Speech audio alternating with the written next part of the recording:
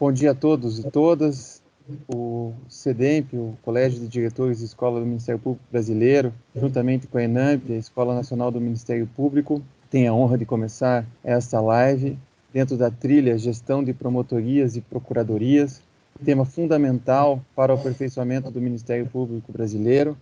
Temos a honra de ter aqui como convidados a doutora Luciana Gomes Ferreira de Andrade, que é Procuradora-Geral de Justiça do Estado do Espírito Santo, especialista em Direito Ambiental e Urbanístico pela Escola Superior do Ministério Público do Rio Grande do Sul, com MBA, Programa de Pós-Graduação da Fundação Instituto Capixaba de Pesquisas em Contabilidade, Economia e Finanças, em Gestão do Desenvolvimento Sustentável nas Organizações, mestre em Segurança Pública pela Universidade de Vila Velha e doutoranda em Direitos e Garantias Fundamentais pela Faculdade de Direito de Vitória. Seja muito bem-vinda, Procuradora-Geral.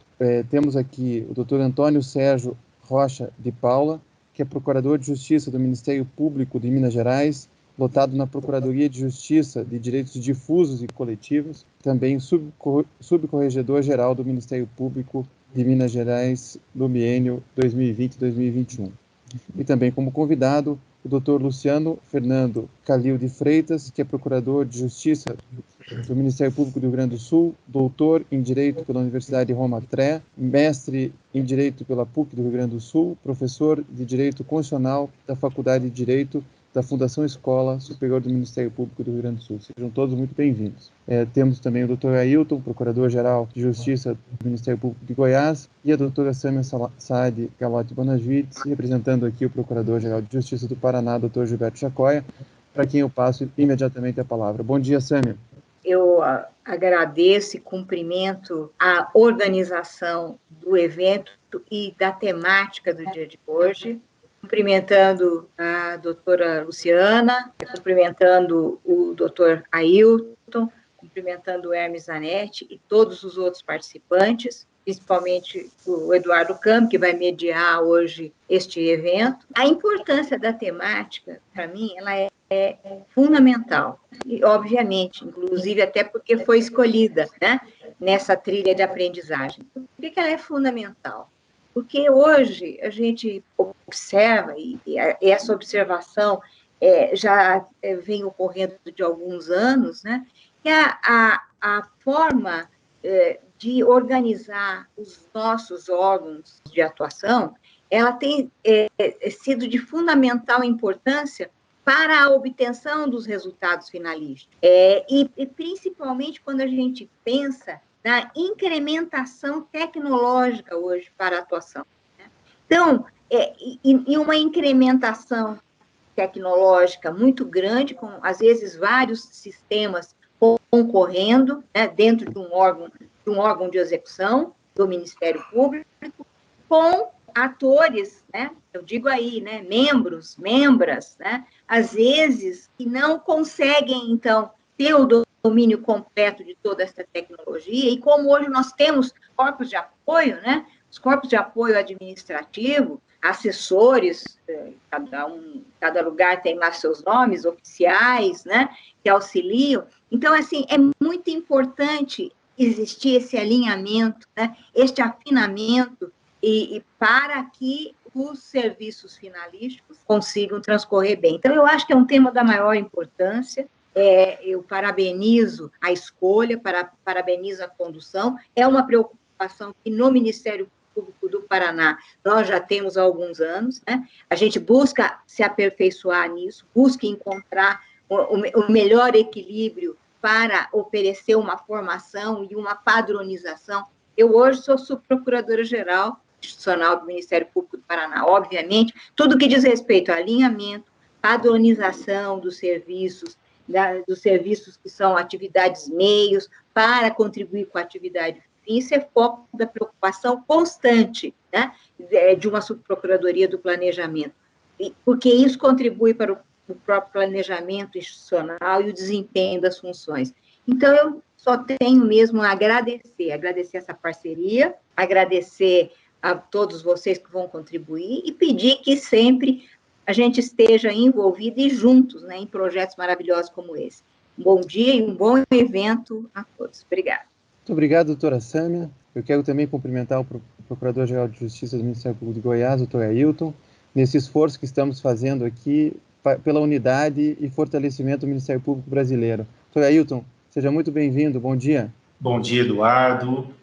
Quero aqui cumprimentar os realizadores desse evento, tanto a ENAMP, que é representada pelo seu diretor, doutor Marcelo André, colega nosso aqui de Goiás, o CEAF, Centro de Estudos e Aperfeiçoamento Funcional do Espírito Santo, e o Ministério Público do Espírito Santo.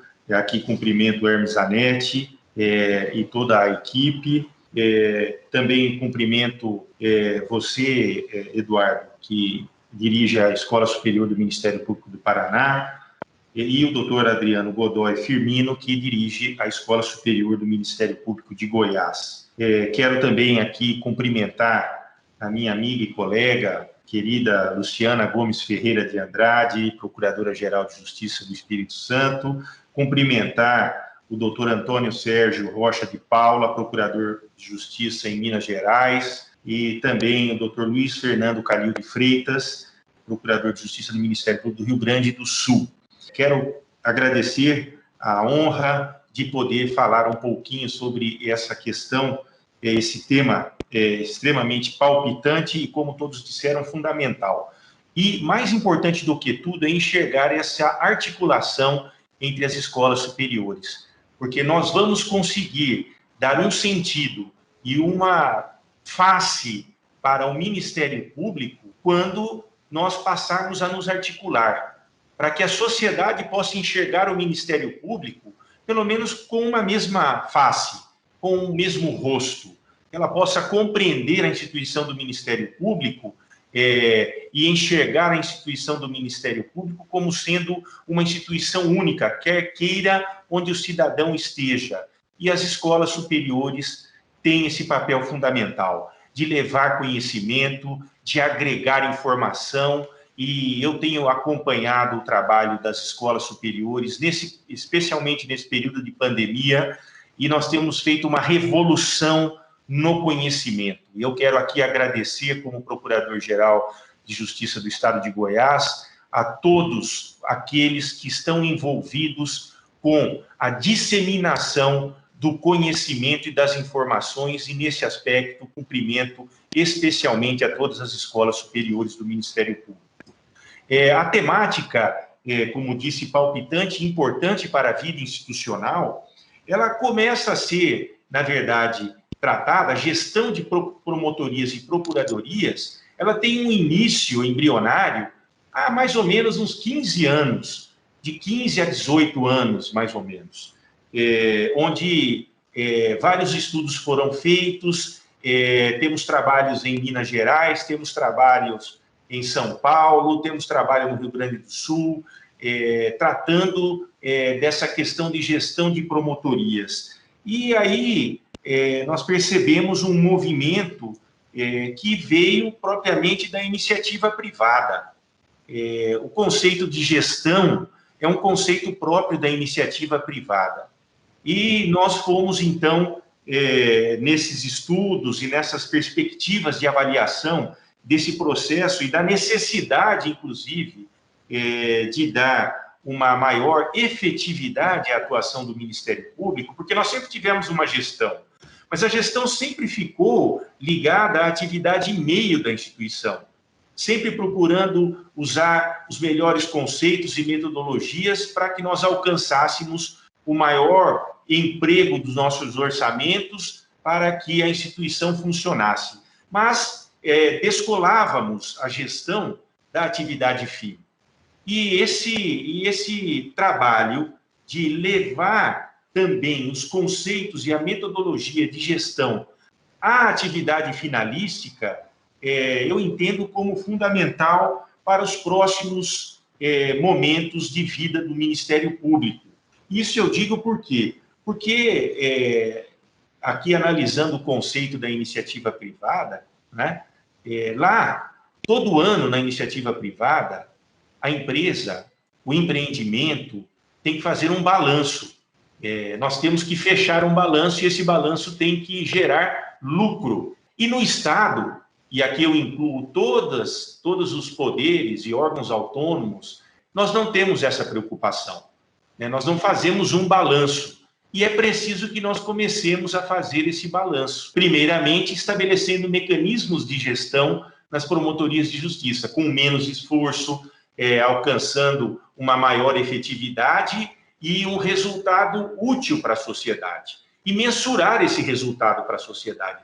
Até que ponto nós conseguimos fazer com que essa máquina chamada Ministério Público, que se coloca como defensora e alavanca dos interesses da sociedade, consegue efetivamente chegar a essa sociedade com resultados efetivos.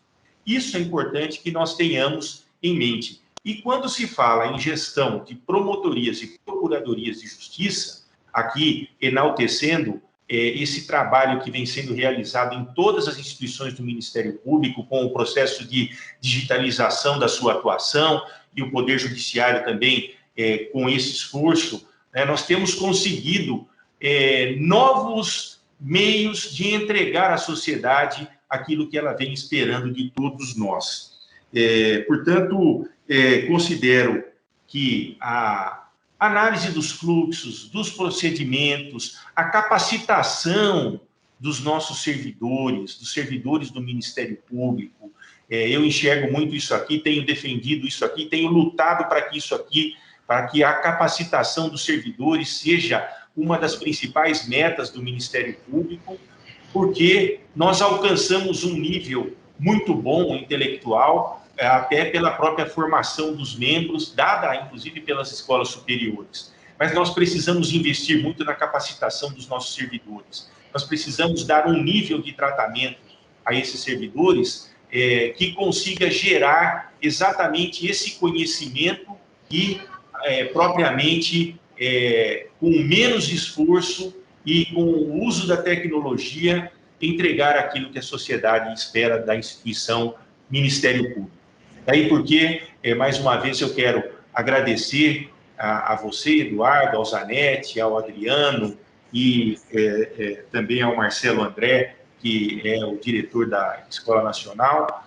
Agradecer a todos vocês por essa oportunidade que tenho e pela iniciativa. E quero dizer que infelizmente, eu tenho uma reunião agora na Assembleia Legislativa, não vou poder acompanhar, mas certamente esse evento será gravado e nós teremos condições de oportunamente, tanto quanto todos os eventos que inclusive você mediou, Eduardo, a respeito de gestão, que eu conheço no Ministério Público do Paraná, eu já andei pesquisando e analisando essa matéria, é uma matéria muito palpitante mesmo, para nós muito importante, e eu quero crer que depois eu possa acompanhar aí as brilhantes colocações e o conhecimento compartilhado da Luciana, do Dr. Zé Antônio Sérgio e do Luiz Fernando.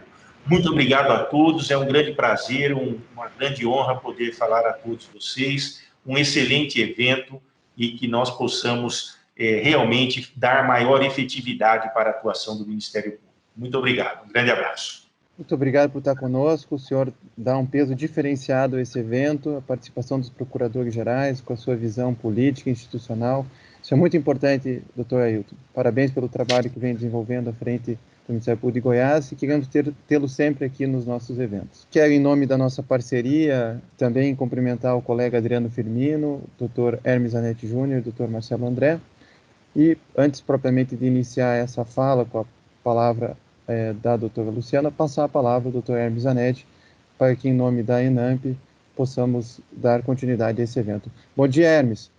Bom dia, doutor Eduardo Cami, bom dia, doutor Ailton, bom dia aos nossos estimados colegas, e em nome dos colegas, eu vou saudar aqui os nossos queridos palestrantes de hoje, a nossa excelentíssima Procuradora-Geral, doutora Luciana Gomes Ferreira de Andrade, que irá falar sobre a gestão de processos potencializando resultados nas promotorias de justiça. O nosso querido Procurador de Justiça, doutor Antônio Sérgio Rocha de Paula, do Ministério Público de Minas Gerais, que irá falar sobre a Procuradoria Especializada na Tutela Coletiva, importante procuradoria para a atuação do Ministério Público na defesa dos direitos fundamentais, trazendo os resultados da atuação dessa Procuradoria Especializada.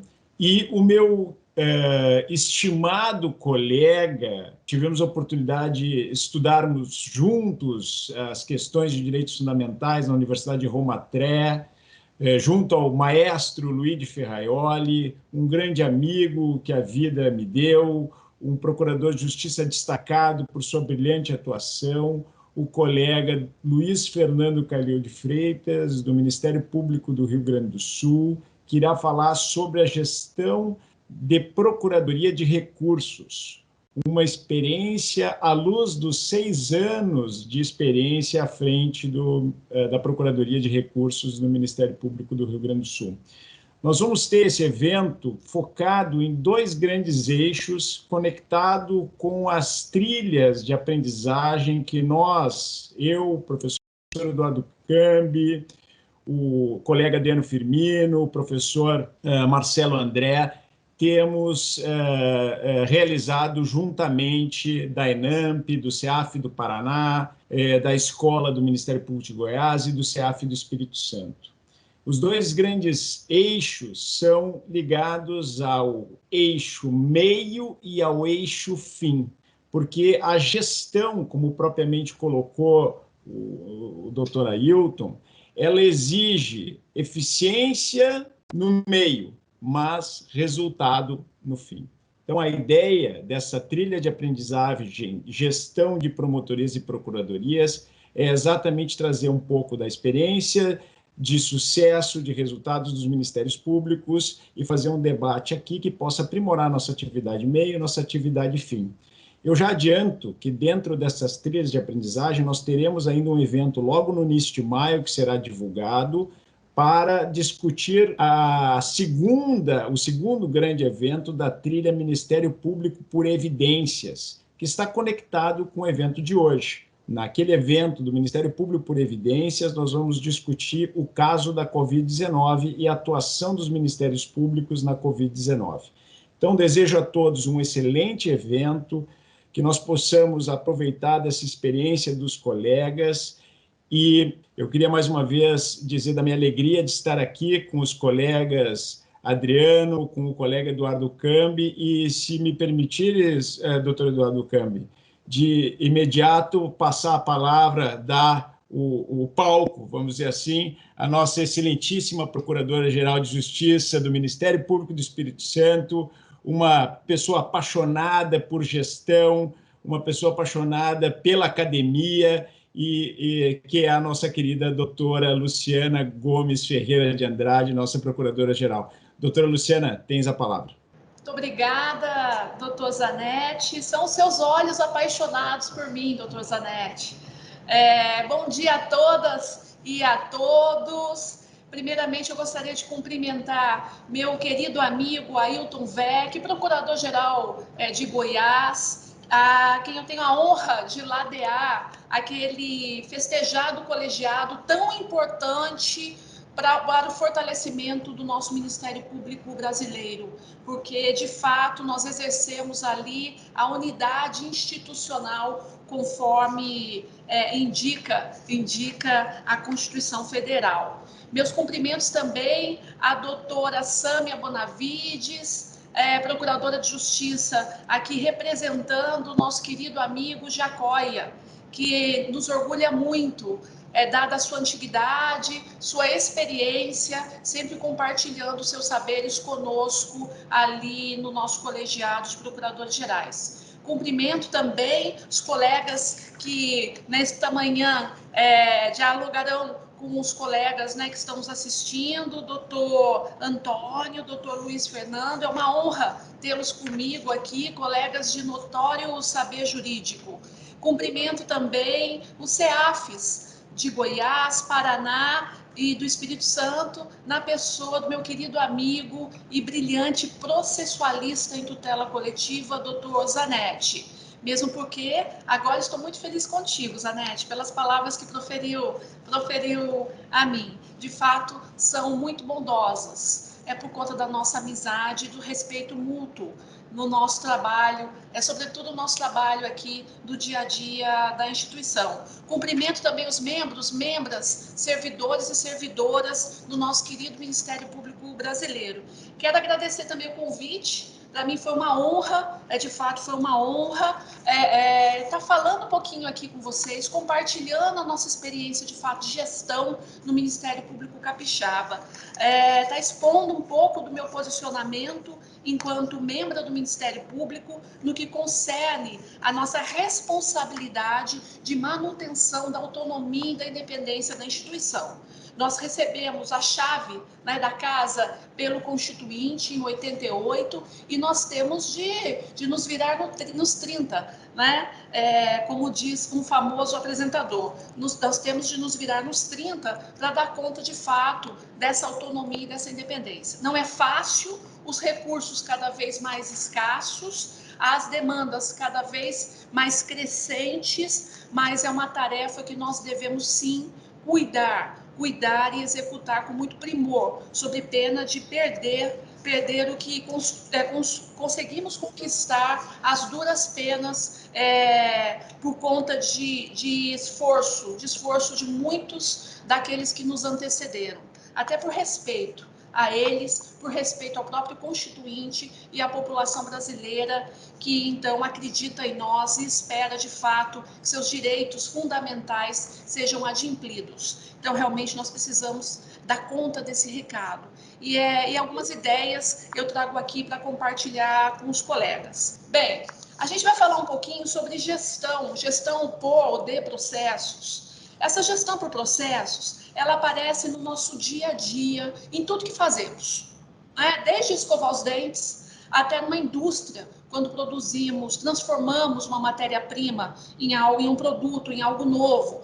No dia a dia também da execução de serviços e no direito, nos códigos de processo penal, nos códigos de processo civil, quando a gente vê ali contínuas etapas de tarefas ou de atividades que devemos desempenhar para ter, então, um resultado final a partir delas. E a gestão por processos está também brincada, naturalmente, com planejamento e governança.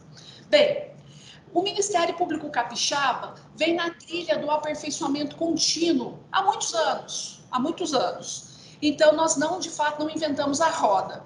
E foi em 2012, quando eu assumi a gestão como secretária-geral do então procurador-geral, Dr. Éder Pontes, que nós verificamos a necessidade natural de alguns aperfeiçoamentos. E ali, naquele momento, nós propusemos, então, a instalação de uma assessoria de gestão e de planejamento estratégico. E ali, nessa assessoria, nós pensamos em algumas unidades, uma unidade de processos, uma unidade de planejamento e tinha uma unidade destacada para TI, para pensar de forma mais robusta, afastada do operacional da coordenadoria ou da gerência, enfim, de TI. De uma forma mais estratégica, portanto. Bem, naquele momento, nós fomos procurar outros ministérios públicos que estivessem, então, trabalhando de forma mais profissional, vamos dizer assim, a gestão por processos. Foi, então, quando nós conhecemos o MP do Rio Grande do Sul. Lá no MP do Rio Grande do Sul, nós nos deparamos com o PROPAD, que hoje tem em Goiás, salvo engano, tem no Ceará, enfim, tem vários estados. Nós, então, adotamos o PROPAD, fomos o segundo estado a adotar o PROPAD no Brasil. Nessa ideia que o doutor Éder tinha de termos uma unidade, inclusive, nas nomenclaturas, assim como no GAECO. Assim como também nós mantivemos o nome do nosso sistema de gestão, que vocês vão conhecer um pouquinho daqui a pouco. De modo também a não parecer outros governos, que a cada mudança do governante muda todos os nomes, todas as nomenclaturas, cores, estruturas. Então, a ideia da perpetuidade de boas práticas na gestão. Então, nós pensamos ali com um programa de gestão de processos que abrangesse, essa é a diferença aqui no Espírito Santo, toda a estrutura ministerial. Fosse na parte das promotorias, como na parte fina, finalística, como na área meio das próprias promotorias, como na área meio também aqui da administração. E pensamos o seguinte: se é boa a gestão de processos para a promotoria, deve ser para procuradorias de justiça também. Se é boa para procuradorias de justiça também, será para o próprio procurador, né, do gabinete da Procuradora-Geral de Justiça, assim como da Corregedoria, dos demais órgãos da administração superior. E assim nós fomos pensando numa gestão que otimizasse, portanto, a produtividade, que otimizasse a gestão dos recursos, que otimizasse também tudo que a gente executa no dia a dia, as tarefas mais simples, as mais complexas. Eu confesso para vocês, Zanetti falou de paixão, da minha paixão por gestão, uma situação muito inusitada na minha vida. Eu me casei muito cedo, e quando a gente se casa, né, a gente vai morar junto, em regra, né? Depende do estilo da família, mas lá fui eu morar com meu marido, claro, meu marido comigo, enfim, e nós fizemos o ajuntamento das nossas coisas. E ele era consultor empresarial e ligado a essa parte de gestão e planejamento e processos. E eu fui, então, também reunir, assim, né, os nossos pertences, os nossos livros, e comecei a ler aqueles livros dele. Até para a gente conversar, né? Mas a miúde, nos sábados e domingos, ele viajava bastante, quando a gente então se encontrava. Já tinha desde a adolescência o desejo de fazer direito, e então me casei ainda fazendo a faculdade de direito e comecei a ler aqueles livros de gestão.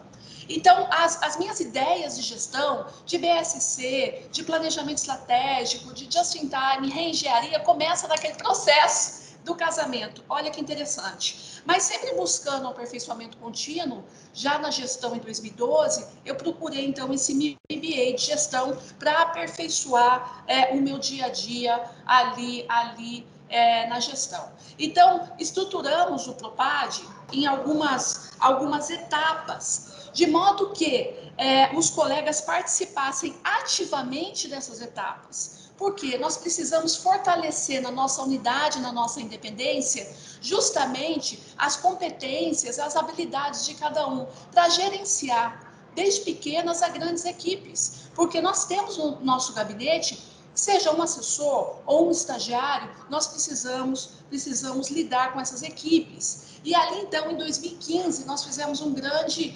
mapeamento, rodando toda a estrutura meio do Ministério Público, mas também algumas promotorias, cada qual de um tamanho, de uma categoria, para que a gente pudesse ter uma visão holística. Nós tínhamos a boa prática do Rio Grande do Sul, mas nós precisávamos conhecer o nosso estilo de trabalho.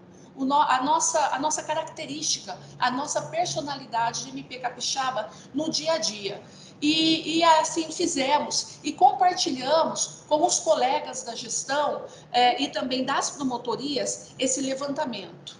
E nós precisávamos testar. Fizemos, então, um mapeamento, desenhamos alguns processos que foram validados pelos colegas, conforme a gente viu naquele slide anterior, para testar. E estabelecemos uma promotoria não tão pequena, mas também não tão grande, aqui perto da sede da Procuradoria-Geral. E ali, então, vocês veem, né, a participação de todos ali. Vocês veem na foto o promotor de justiça, vocês veem as servidoras, né, as equipes de manutenção, todos na busca de um aperfeiçoamento da própria estrutura, uma acomodação do programa de forma que fosse adaptada. Também o layout, para que as pessoas trabalhassem de uma forma mais adequada, mais felizes também, um ambiente mais saudável, e também nós promovemos ali a adaptação do nosso sistema de gestão de autos. Então, logo a gente começa a implementar esse piloto, a gente verifica a necessidade de aperfeiçoamento do sistema. O sistema, ele era muito complexo, e todo sistema, ele deve apoiar, potencializar a rotina, e não fazer da rotina o nosso inferno, né? E a gente reclamava muito do sistema, e então nós começamos a construir um novo sistema para que chegasse no que nós temos hoje, ele totalmente eletrônico. E vocês veem aqui, tinha o GAMPS 1, foi depois o GAMPS 2, o GAMPS 3 e hoje é o EGAMPS, que é a Gestão de Autos do Ministério Público do Estado do Espírito Santo. Então, prestigiando a marca, né, dando continuidade àquilo que a gente constrói ao longo do tempo. Eram sistemas completamente diferentes, foram iniciados do zero, foi necessário ter infraestrutura de novo sistema, mas a gente foi prestigiando aqueles nomes que a instituição, então, elegeu, de modo que mudam os governos, mudam as gestões, mas a gente vai perpetuando as boas práticas. E então, nós chegamos à terceira etapa, que foi a da implantação desse processo. E ali a gente vê, né, nesse slide, o nosso auditório aqui da sede da Procuradoria-Geral de Justiça, com convocação de membros e de servidores, para que a gente apresentasse esse novo programa, essa nova proposta, sempre compartilhando e envolvendo os membros. E o programa, ele rodou, então, o estado inteiro, todas as promotorias de justiça. Foi implantação personalizada, com atenção, colocando todo mundo ali no auditório, fazendo desse momento também um momento de relacionamento, de aproximação, a gestão indo à promotoria, né? A Procuradoria-Geral de Justiça, o gabinete, centros de apoio, participando desse processo e envolvendo todos ali para dar a ideia de pertencimento. E ao final de todo esse trabalho, a celebração, uma certificação, mostrando que a gente ultrapassou as etapas, né, muitas vezes iniciais, de resistência, de dificuldades, para ao final realmente todo mundo estar celebrando, estar contente ali, você vê pelos sorrisos, pelo semblante das pessoas, de satisfação, de estar aperfeiçoado nosso sistema de trabalho e da boa prática também do relacionamento, que lamentavelmente hoje a gente não está conseguindo ter na promotoria, né? Quem percebeu a nossa conversa um pouquinho antes do início da apresentação com o colega Clóvis do nosso estado, querido Clóvis, colega bem antigo da nossa carreira, a saudade, né, da gente se ver, se abraçar, e lamentavelmente nesse momento de pandemia nós não estamos conseguindo, mas oxalá em breve todos imunizados estaremos sim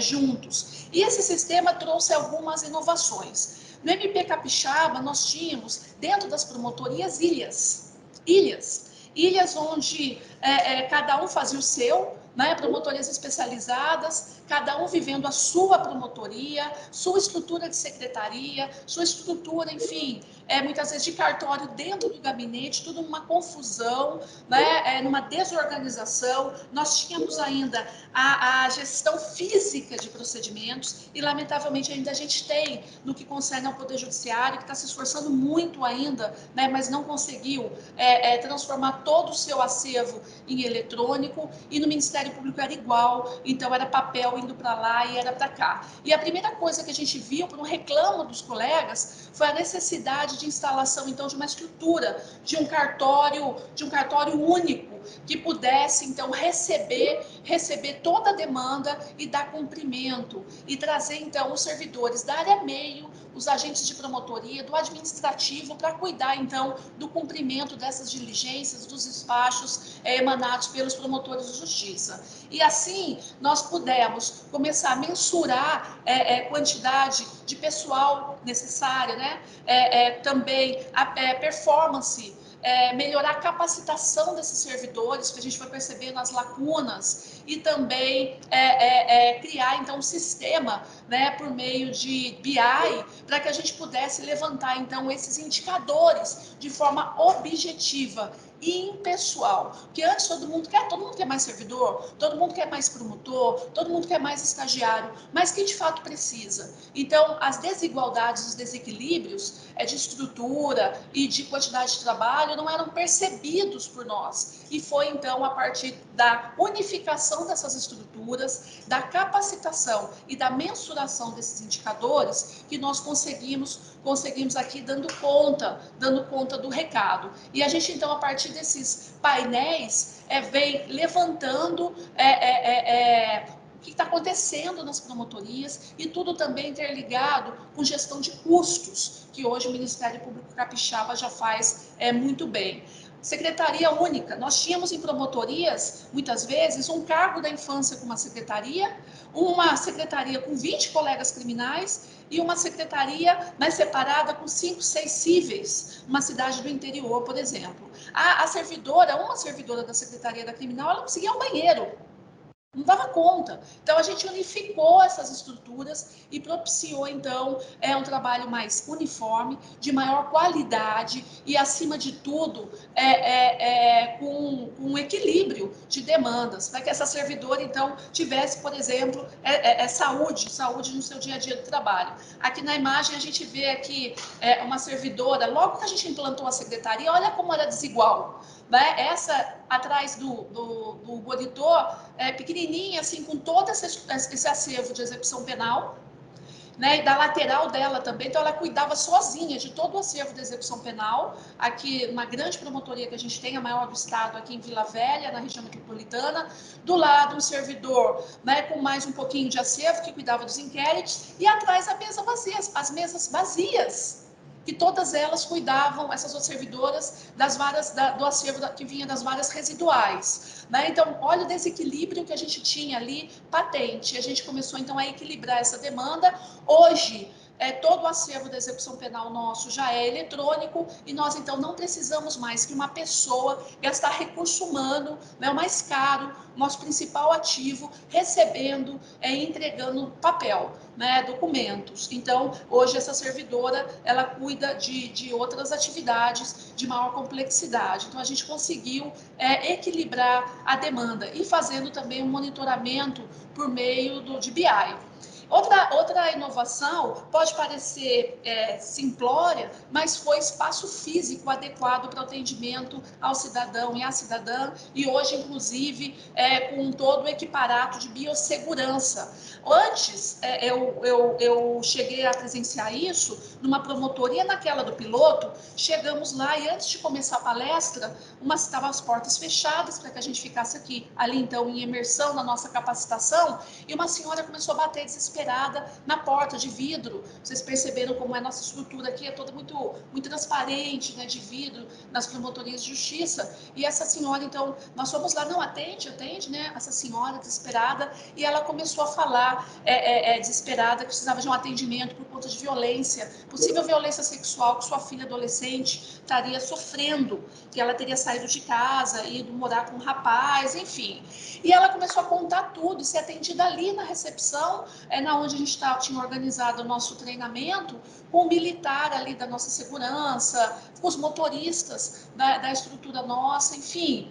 E eu mesma comecei a interagir com a senhora. Quando eu parei, falei, nossa, chama um promotor de justiça, né? A senhora, ela tem que estar conversando de forma privada. Então, é uma cultura nossa, né? Vai atendendo a pessoa ali no balcão e ela vai se abrindo na frente de outras. Então, isso é vedado hoje no Ministério Público Capixaba. Deve ter um atendimento, então, numa sala específica. E hoje, claro, por meio de videoconferência, por conta da situação pandêmica que nós vivemos. E ali, então, o cidadão e a cidadã têm um atendimento privado, né, com atenção, com cuidado que naturalmente merece.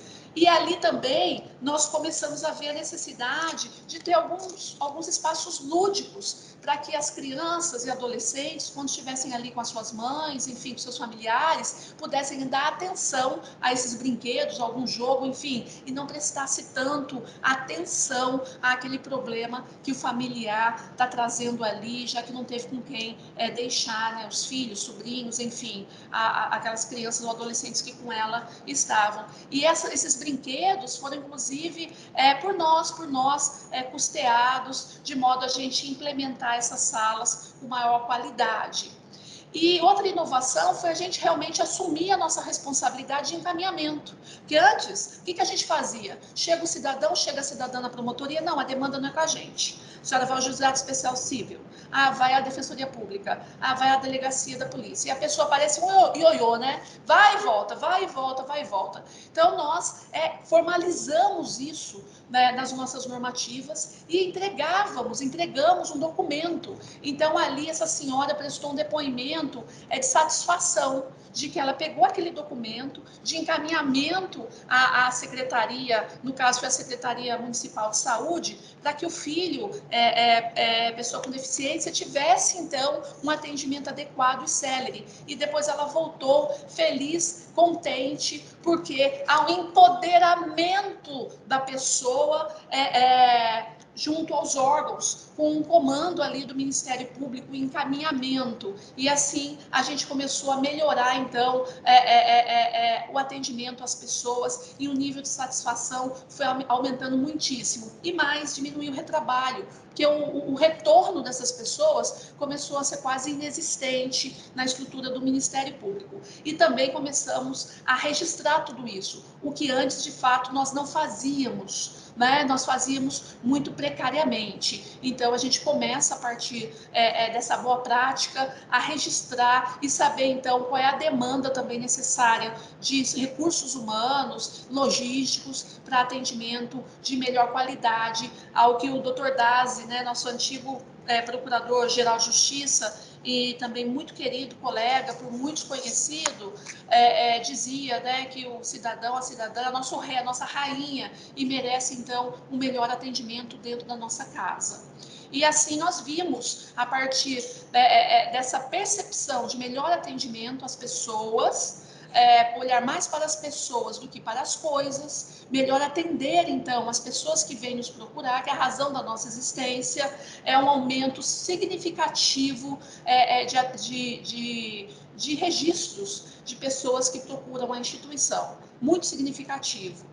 E também nós verificamos, a partir dessa entrada nas promotorias, sempre com muito respeito, porque ali é a casa do promotor, da promotora de justiça, né? A gente não pode sair ali invadindo, ter uma ideia de pertencimento, calma lá, né? E conversando e participando, todos esses atores, de forma que eles sejam protagonistas da mudança da estrutura da promotoria. Nós então percebemos a necessidade de capacitar melhor os promotores, em chefiar e gerir a sua unidade organizacional, também em relação ao gerenciamento dos sistemas, muita coisa perdida nos sistemas, sem andamento, então sujando, vamos dizer assim, a estatística de trabalho e de resolutividade do colega. Então aqui a gente fala um pouquinho, né, de que a gente aperfeiçoou a promotoria com a aplicação de ferramenta de 5S, melhorando a gestão, inclusive a documental, um olhar organizacional, inclusive para as pessoas, e também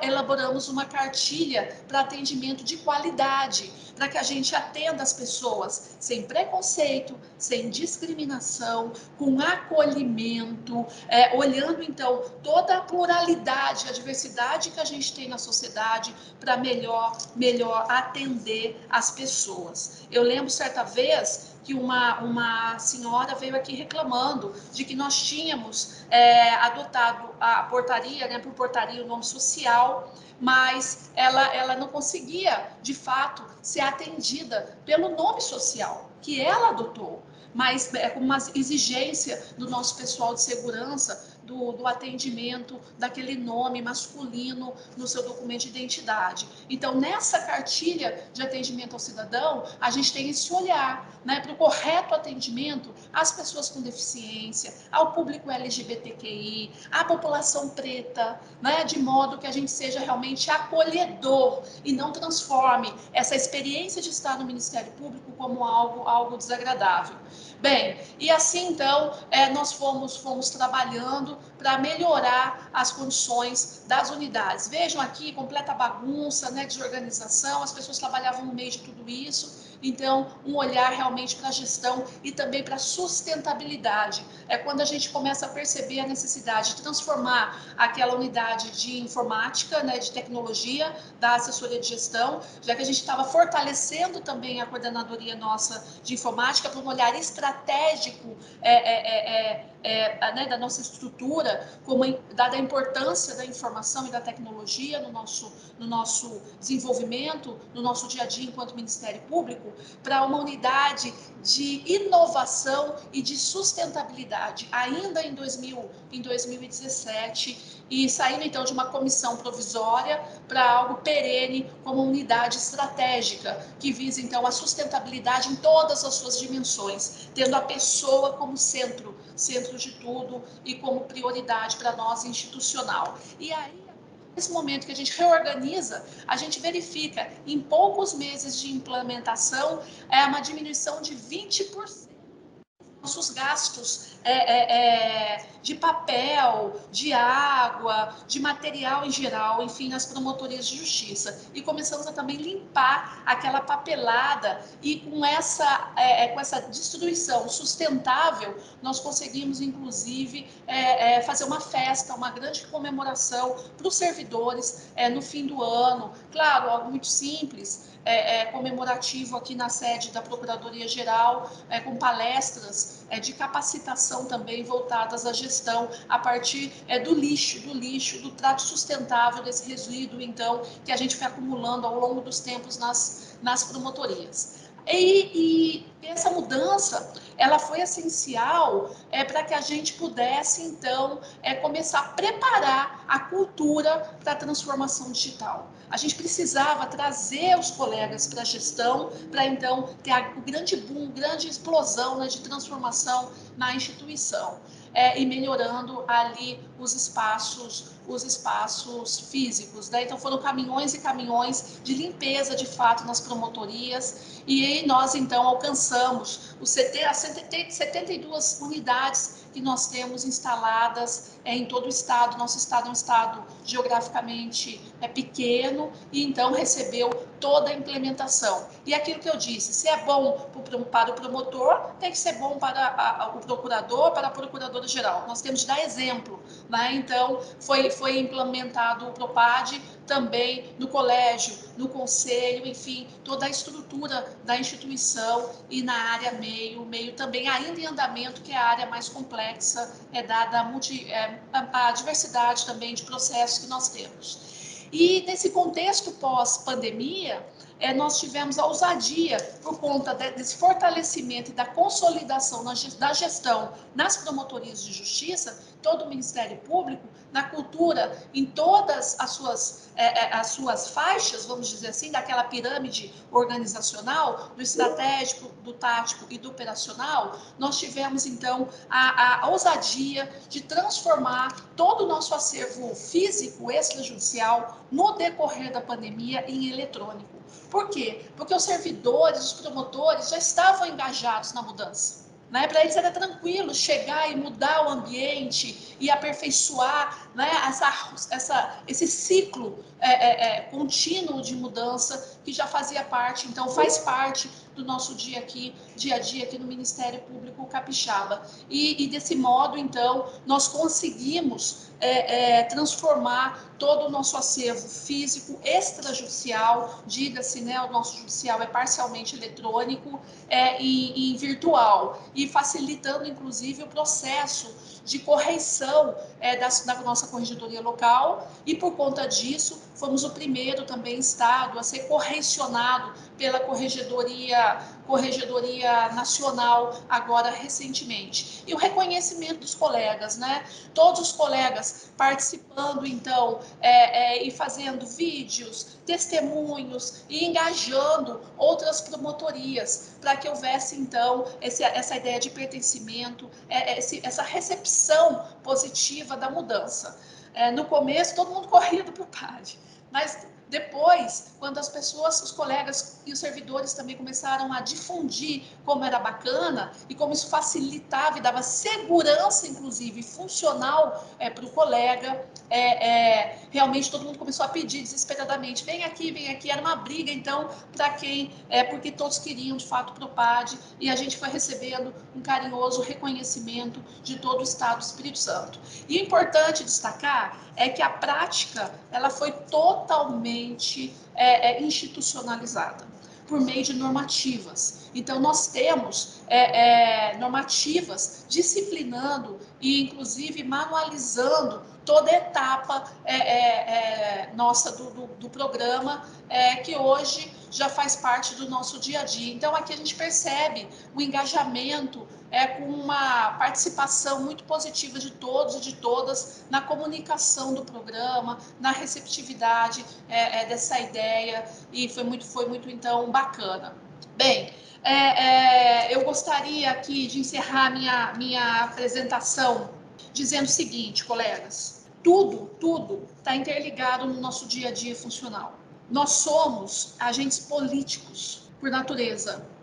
Nós também temos atribuições finalísticas, procuradora-geral também, inclusive. Mas precisamos ter um olhar de gerenciamento e de gestão. E falo que tudo está interligado porque essa gestão de processos, a área meio, ela tem a sua importância, não maior do que a finalística, claro, mas ela potencializa resultados para as pessoas. E no nosso dia a dia é preciso ter esse olhar também, esse olhar de gestão no trato das nossas demandas finalísticas. Com a escassez de recursos que possuímos, sobretudo de pessoal, hoje não é possível, pelas limitações fiscais que temos, trazer para dentro da casa uma quantidade grande de novos membros e de novos servidores. É preciso, então, reinventarmos o nosso proceder, é preciso reinventarmos sem preconceito a escolha por prioridades. Não dá mais para a gente fazer tudo. É preciso que essas prioridades sejam, portanto, escolhidas pelos cidadãos e pela própria instituição por meio de planejamento, de estratégia, e que a gente consiga tirar essas escolhas de fato do papel. Essa é a minha experiência enquanto Procuradora-Geral de Justiça, e foi esse trabalho, indo às promotorias e dividindo com os colegas e com as equipes, né, as agruras daquele dia a dia. Muitas vezes o colega naufragando no meio, né, de informações do sistema, né, da forma como trabalhava desorganizada, que eu reputo até os votos que me fizeram hoje Procuradora-Geral de Justiça. Foi essa acolhida também da administração superior, que saiu, como muitos colegas falam, do Olimpo, né? E foi, então, até a Promotoria de Justiça compartilhar ali das dores e das alegrias, mostrando um novo jeito de caminhar. E foi a recepção dos colegas capixabas e de suas equipes de trabalho que fizeram, então, e tem feito a mudança do Ministério Público do Espírito Santo,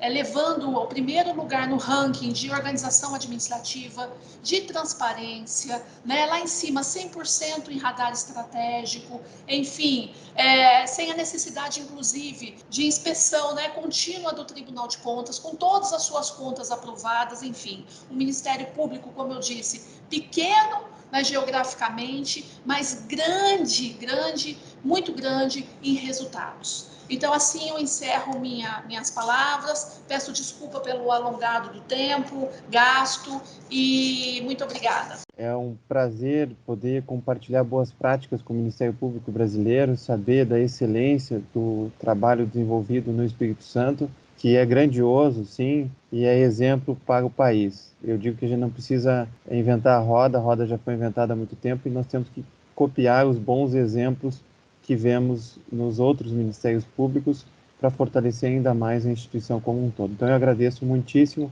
a sua presença, e a ideia aqui é compartilhar boas práticas, e temos outra grande boa prática agora, que é a Procuradoria especializada na tutela coletiva de os resultados dessa Procuradoria especializada, e por isso eu passo de imediato a palavra ao colega Dr. Antônio Sérgio Rocha de Paula. Seja muito bem-vindo. Bom dia, Dr. Antônio. Bom dia, doutor Eduardo. Eu queria dizer que é uma honra poder participar desse evento em 3 ministérios públicos que, para mim, são referência do país, né? Tanto o Ministério Público do Espírito Santo, Paraná e Goiás, são ministérios públicos de ponta, e vamos dizer que eu recebi esse convite do doutor Hermes com muita honra e muita satisfação de poder compartilhar com vocês essa experiência que a gente tem no Ministério Público aqui de Minas Gerais. Eu cumprimento a doutora Luciana Gomes não só pela brilhante exposição, mas por esse trabalho que vem desenvolvendo no Ministério Público do Espírito Santo, a colega Sâmia, do Ministério Público do Paraná, o doutor Ailton Flávio, procurador-geral do Ministério Público de Goiás, e eu gostaria também de compartilhar, vou tentar compartilhar a tela.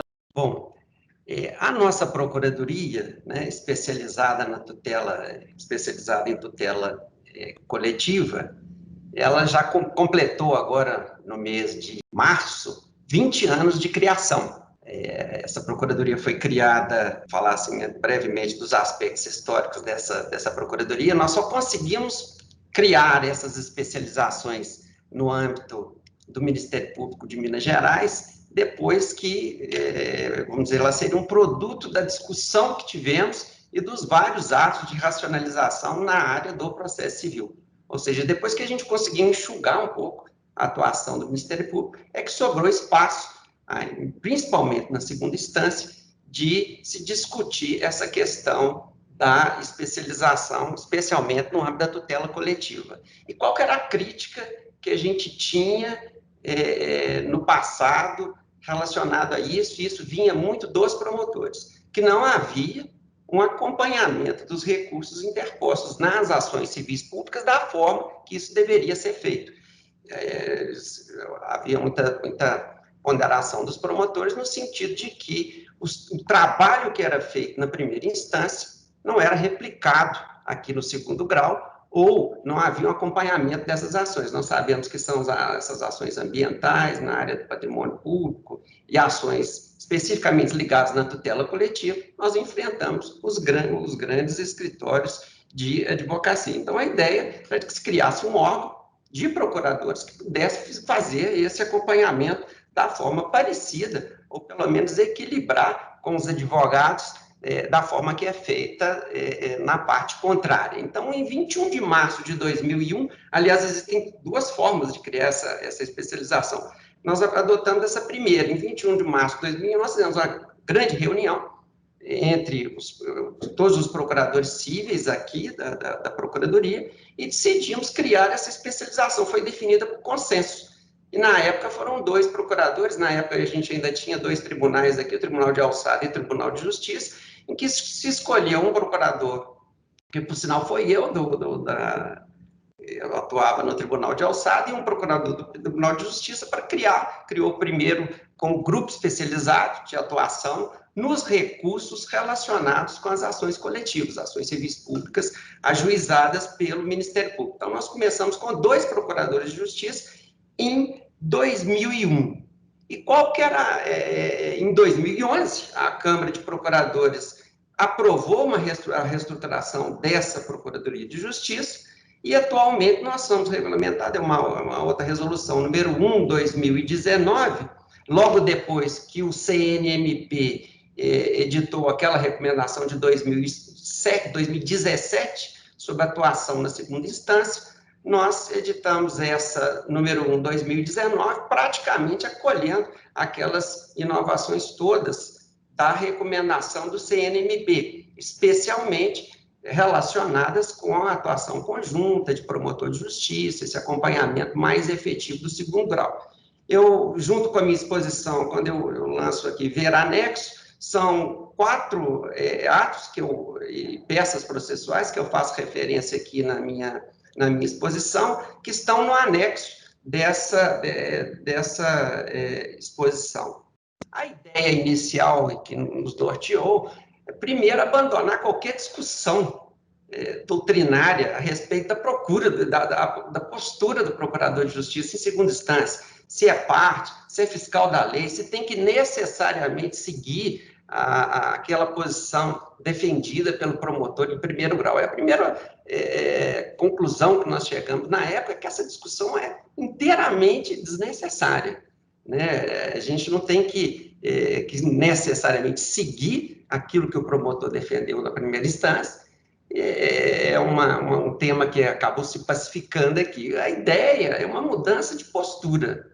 E o que significa isso? Olha, o promotor fez um trabalho, muitas vezes, uma tese ou outra, pode haver discordância, mas há questões que podem ser aproveitadas na segunda grau. A ideia do segundo grau é que o segundo grau consiga replicar aquelas teses defendidas pelo promotor de justiça em primeiro grau. Aí vocês podem dizer, mas e os casos de discordância?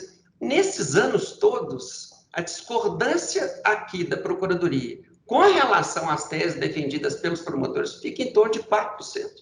Em 96% dos casos, as pretensões são defendidas em segundo grau e nos tribunais superiores. Então, nós estruturamos uma procuradoria num espaço físico, via da preocupação da doutora Luciana, isso é uma das primeiras questões que nós tivemos aqui, porque até então, as procuradorias de justiça funcionavam, cada gabinete de uma forma, não existia todos vinculados ao mesmo tempo. Por exemplo, as procuradorias civis não estão juntas, as criminais eram misturadas, os gabinetes não estão juntos. Na Procuradoria dos Direitos Difusos, o espaço físico é o mesmo, todos têm um gabinete na mesma área, e isso é importantíssimo, no sentido da troca de experiências, de um conversar, de unificação de posicionamento.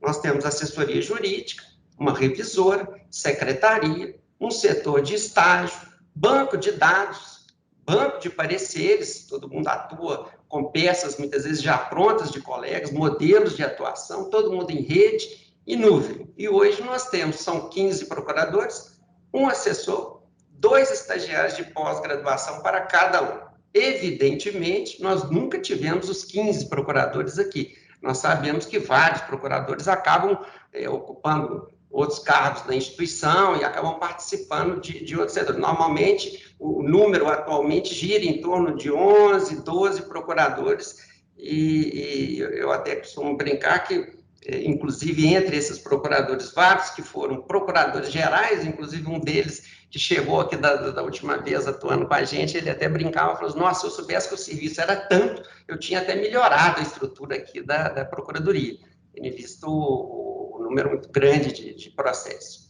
Elaboração de pareceres, então, o interessante dessa atuação na segunda instância é que o procurador, vamos dizer, ele pega o processo desde o início, então ele recebe a elaboração de pareceres. Tem que fazer os pareceres, a primeira coisa que nosso ato consta, não necessariamente. Pareceres em casos de acrescer ao promotor, ou um caso de discordância, ou num caso em que não está desenvolvida determinada argumentação. Então, o parecer viria aí nesse sentido.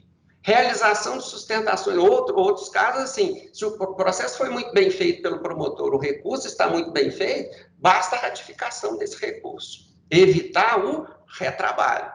E aí, com essa ratificação, nós podemos incluir, não, esse caso é um caso de sustentação oral, esse caso vai haver necessidade de um memorial, de uma conversa com o desembargador a respeito desse caso. É toda uma estratégia de atuação, encaminhamento de memoriais, nos casos em que é necessário, a interposição de recursos e medidas nos tribunais, também todo feito pelos mesmos procuradores, e o acompanhamento nos tribunais superiores, da mesma forma que a gente faz aqui no Tribunal de Justiça, né? Memoriais, sustentação oral, tanto no STJ quanto no Supremo, e agora facilitado ainda pela forma da gente poder fazer com esses recursos à distância, né?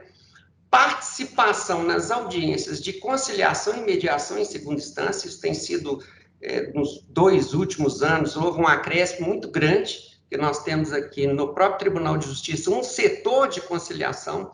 Então, as ações civis públicas, as ações coletivas estão sendo remetidas, muitas delas, basta uma manifestação da parte para essa questão da conciliação e da mediação, inclusive, principalmente agora, depois do acordo que foi fechado na Vale, com a Vale, no caso de Brumadinho, um acordo envolvendo 38 bilhões de reais, está havendo um movimento muito grande aqui e temos participado de várias dessas audiências. Para que vocês tenham uma ideia, só eu estou em responsabilidade agora, no mínimo 5 acordos e 2 envolvendo a Vale em ações coletivas de grande repercussão relacionados com, a gente costuma chamar aqui, dos refugiados ambientais. Seriam os casos de barragens que estão em vias de romper e que houve um deslocamento muito grande daquela população.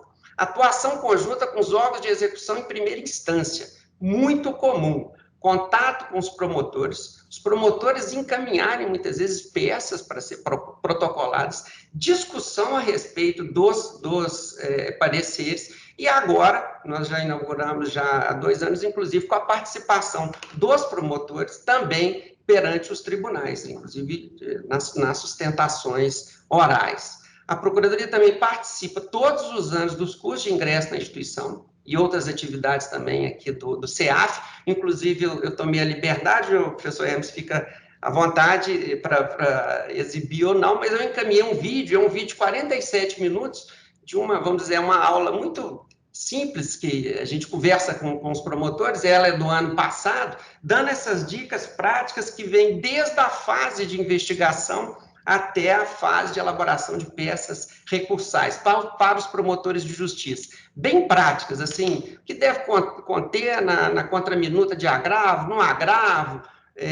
os documentos que são importantes, os principais falhas que têm acontecido no Ministério Público em primeiro grau, né? Talvez a única adaptação que se deve fazer para cada estado respectivo, que tem um momento quando eu converso com os promotores, eu sempre falo assim, olha, existem 3 tribunais mais importantes do país, né? O Supremo, o STJ, e normalmente eu coloco o Tribunal Estadual. No caso, o nosso Tribunal de Minas, basta que vocês coloquem o Tribunal do Espírito Santo, o Tribunal do Paraná, o Tribunal de Goiás. Isso porque das dicas que a gente dá para os promotores, principalmente num caso de agravo de instrumento, em que você conseguiu eliminar e vai fazer a contrarrazão, e fazer quem é que você vai citar em primeiro grau no agravo de instrumento? Evidentemente, você vai citar o precedente do próprio relator. Se não tiver do relator, da Câmara que vai julgar. E de qual tribunal? Logicamente, o tribunal aqui de Minas Gerais, que você está aqui em Minas Gerais. Se for no Paraná, você vai citar o do Paraná, naquele processo de formação de decisão. E nós temos uma publicação também estatística com informação sobre a produtividade aqui da Procuradoria. Essa é a estatística de produtividade de 2010 a 2019 dos recursos.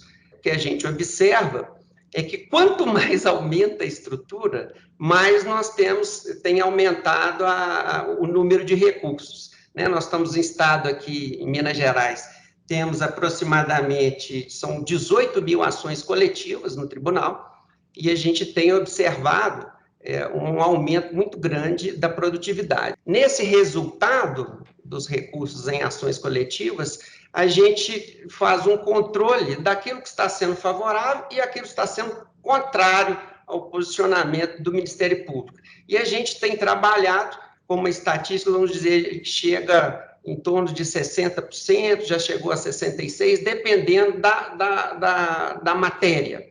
Por exemplo, antes do Código Florestal, no meio ambiente, em termos de recursos, o Ministério Público chegava a ter sucesso em até 80% dos casos em recurso. E depois do Código Florestal, houve uma queda. Então, a gente faz esse tipo de controle. Com relação às atribuições, isso é uma coisa interessante que a gente sugere quem quiser adotar um sistema desse de especialização. Não só os recursos, a atribuição para atuar nos recursos nas ações civis públicas e ações populares. Isso nós manifestamos em todos esses recursos. Mas também nas suspensões de liminares e antecipação de tutela, que normalmente é competência originária do Procurador-Geral, ele já delega aqui para a Procuradoria, nas ações rescisórias, ou seja, tudo que é relacionado à ação civil pública. E outra questão que é importantíssima, nos incidentes de resolução de demandas repetitivas e nos incidentes de assunção de competência, que é relacionado à ação coletiva. E as sessões de conciliação e de mediação do tribunal. Essa é toda a gama vamos dizer, atribuições dessa procuradoria. E aqui eu pontuei alguns casos práticos, o que a gente observa aqui na Procuradoria, que para mim é o de mais fundamental importância, que como é um grupo que vai atuando coeso, a gente tem condição de replicar os recursos. Então, as teses do Ministério Público, muitas vezes você faz 10, 15, 20 recursos sobre aquela matéria, por exemplo, que chegam no STJ, e tem todo aquele acompanhamento interno no STJ. Eu até brinco que deve ser a mesma coisa no Brasil inteiro, mais de 95% talvez dos recursos não são admitidos no STJ.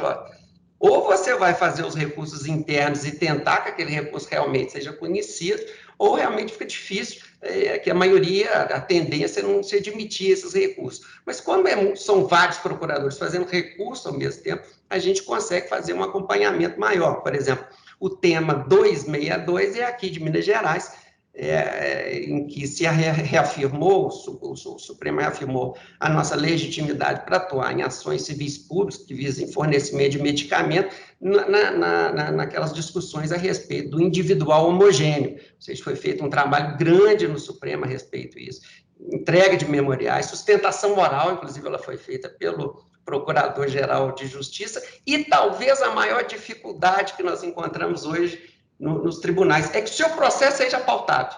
Naquela época, nós tivemos, assim, tudo coincidiu que a presidente suprema era a ministra Carmen, daqui tivemos, ela viu pela necessidade de se pautar esse recurso e acabou gerando um precedente com repercussão nacional. Por exemplo, a súmula 629 do STJ também foi um trabalho grande, logicamente, a referência a vários recursos do Ministério Público do resto do país, mas vários precedentes aqui de Minas Gerais relacionados com aquela interpretação do artigo 3º, de cumular a obrigação de fazer com a obrigação de indenizar. Eram várias ações de um promotor de Mariana, assim, com danos muito pequenos, e acabou gerando essa súmula de grande importância para outros casos que nós temos na área ambiental. O IRDR do caso da Samarco, em que vocês tiveram aí também no Espírito Santo, em que foi um caso muito interessante, inclusive ele chega agora no STJ e já afetado com decisão da presidência nesse sentido, esse IRS que eu faço referência, inclusive eu junto também a peça dele, tendo em vista as várias discussões em que existem a respeito desse assunto. E o que é importante? Nele foi feita uma atuação conjunta, 2 procuradores, 5 promotores de justiça do interior, em que se discutiu diversas questões para se chegar num texto comum. Vamos dizer, foi um parecer elaborado por vários.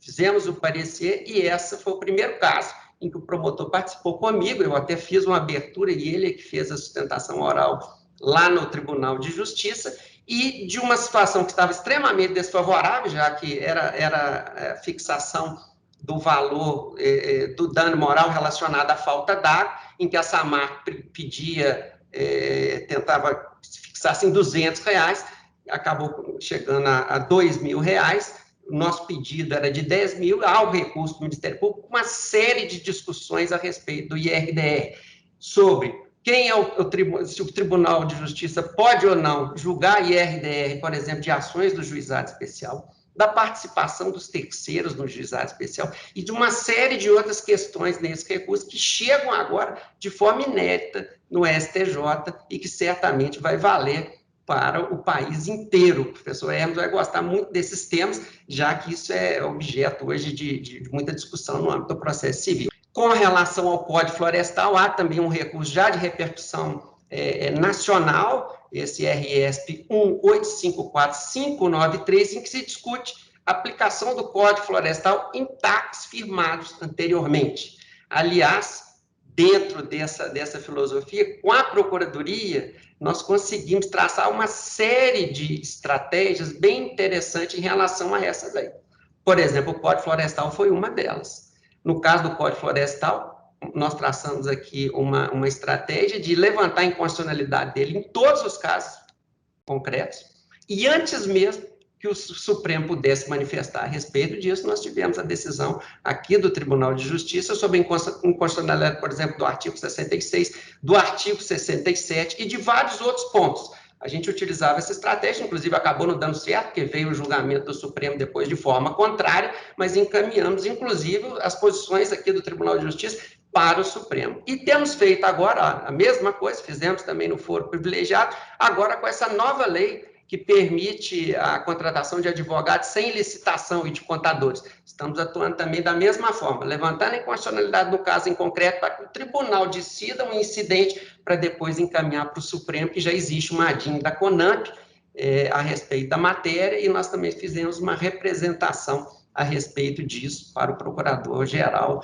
da República. E o último seria apenas o contato aqui meu e da Procuradoria, dizer que eu estou à disposição para qualquer esclarecimento. Eu procurei alguns trechos aqui da apresentação, que agora, pelo menos a parte final, o slide apareceu, mas tem alguns textos que fazem parte, e para aqueles que se interessarem, essa aula prática, que na realidade é uma conversa com os promotores sobre dicas práticas de atuação. O que eu posso concluir em termos de resolutibilidade, vamos dizer, uma procuradoria mais resolutiva? A gente vê o trabalho, assim, principalmente agora, a gente tem participado diretamente na fase de conciliação.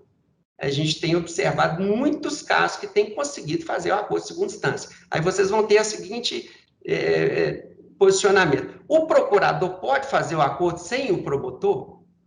Olha, o que tem sido acontecido aqui, está acontecendo na prática, é que nós estamos fazendo juntos. Chamamos o promotor para participar e muitos dos casos, principalmente os casos mais complexos, especialmente esses casos envolvendo barragens e tal, além disso, a gente chama os centros de apoio. Muitas vezes, vários centros de apoio participando junto dessa fase de negociação. E tem sido extremamente produtivo. Vários casos têm conseguido acordo aqui em segundo grau. E o interessante, do ponto de vista judicial, é que a gente, como pega o processo desde o início e vai até o fim, a gente acaba vendo muito resultado dessa atuação, muitas decisões, alguns casos de condenação, e é um aspecto até muito interessante, né?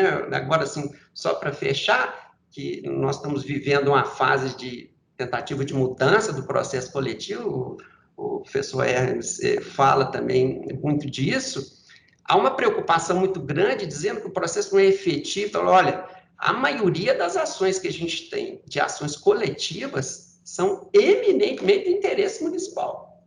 Até tem um projeto CNJ que prevê a centralização dessas na capital. As ações hoje que nós temos em Minas Gerais relacionadas com essa, vamos dizer, de repercussão nacional, são desprezíveis do ponto de vista, assim, o número é muito pequeno, é questão assim, de 7% ou 8%. O grosso está no interior. E lá a gente tem tido muitas respostas até boas nessa atuação. Muito obrigado. Nós que agradecemos, doutor Antônio. Depois vamos disponibilizar esse material para os colegas. O evento já é um grande sucesso, mais de 200 colegas nos acompanham, integrantes do Ministério Público Brasileiro. Quero também saudar o doutor Luiz Fernando Calil de Freitas, que falará sobre gestão de procuradorias de recursos, trazendo as boas práticas e a experiência do Ministério Público Gaúcho.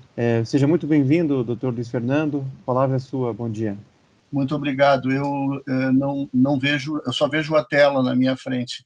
Mas vamos, assim, em homenagem ao horário e à paciência dos que ainda aguardam aí para me escutar. Minha saudação, então, à doutora Luciana Gomes, Procuradora de Justiça do Estado do Espírito Santo, também pela brilhante exposição que ela fez do seu trabalho. O doutor Eduardo Cambi, que peço desculpas pela minha, talvez a minha compreensão, pelo que entendi, preside o SEDEMP, o que me deixa muito feliz, muito satisfeito de perceber o SEDEMP envolvido nessas iniciativas. Eu tive a honra e a alegria de, por 2 mandatos, presidir essa entidade que reputo da maior relevância para o Ministério Público do Brasil.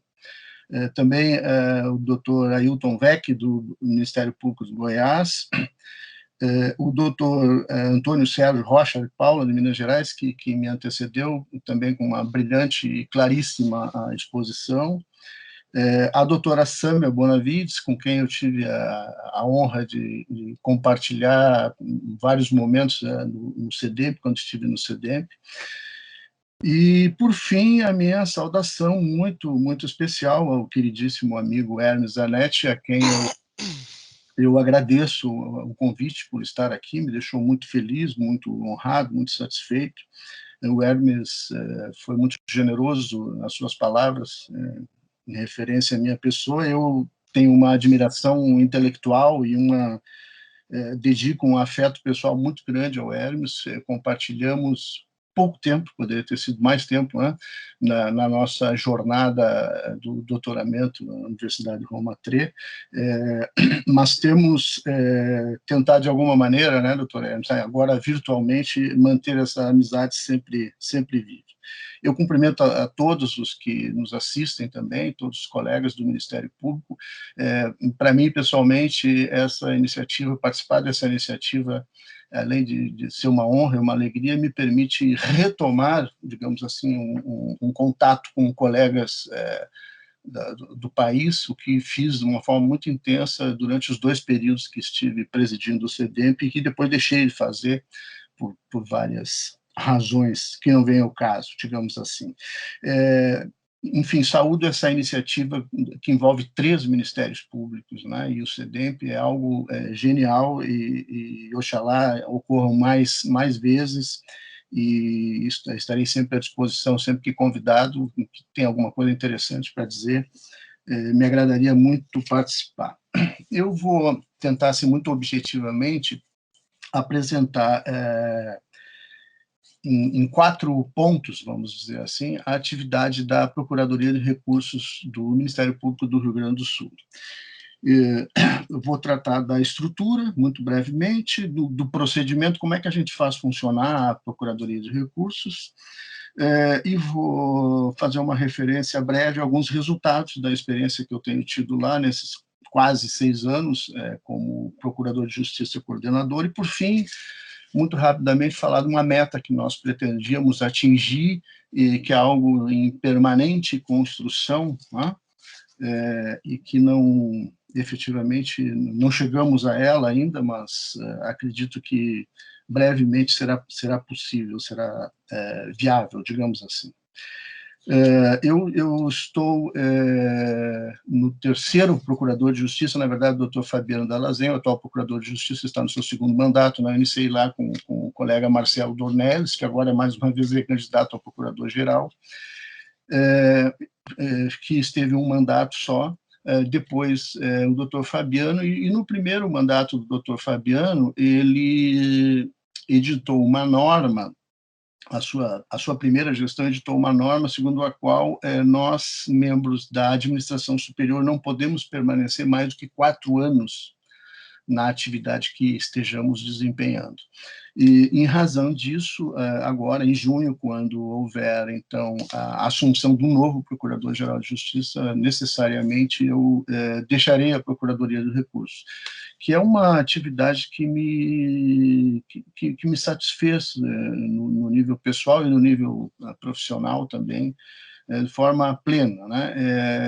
Eu diria que, simbolicamente, a presença do SEDEMP aqui nesse evento me permite visualizar isso de maneira muito clara. Eu fui, também por 2 gestões, presidente da Fundação Escola Superior do Ministério Público do Rio Grande do Sul, e a minha meta lá era fazer funcionar a Faculdade de Direito. E, felizmente, conseguimos, na minha primeira gestão, conseguimos a autorização do Ministério da Educação.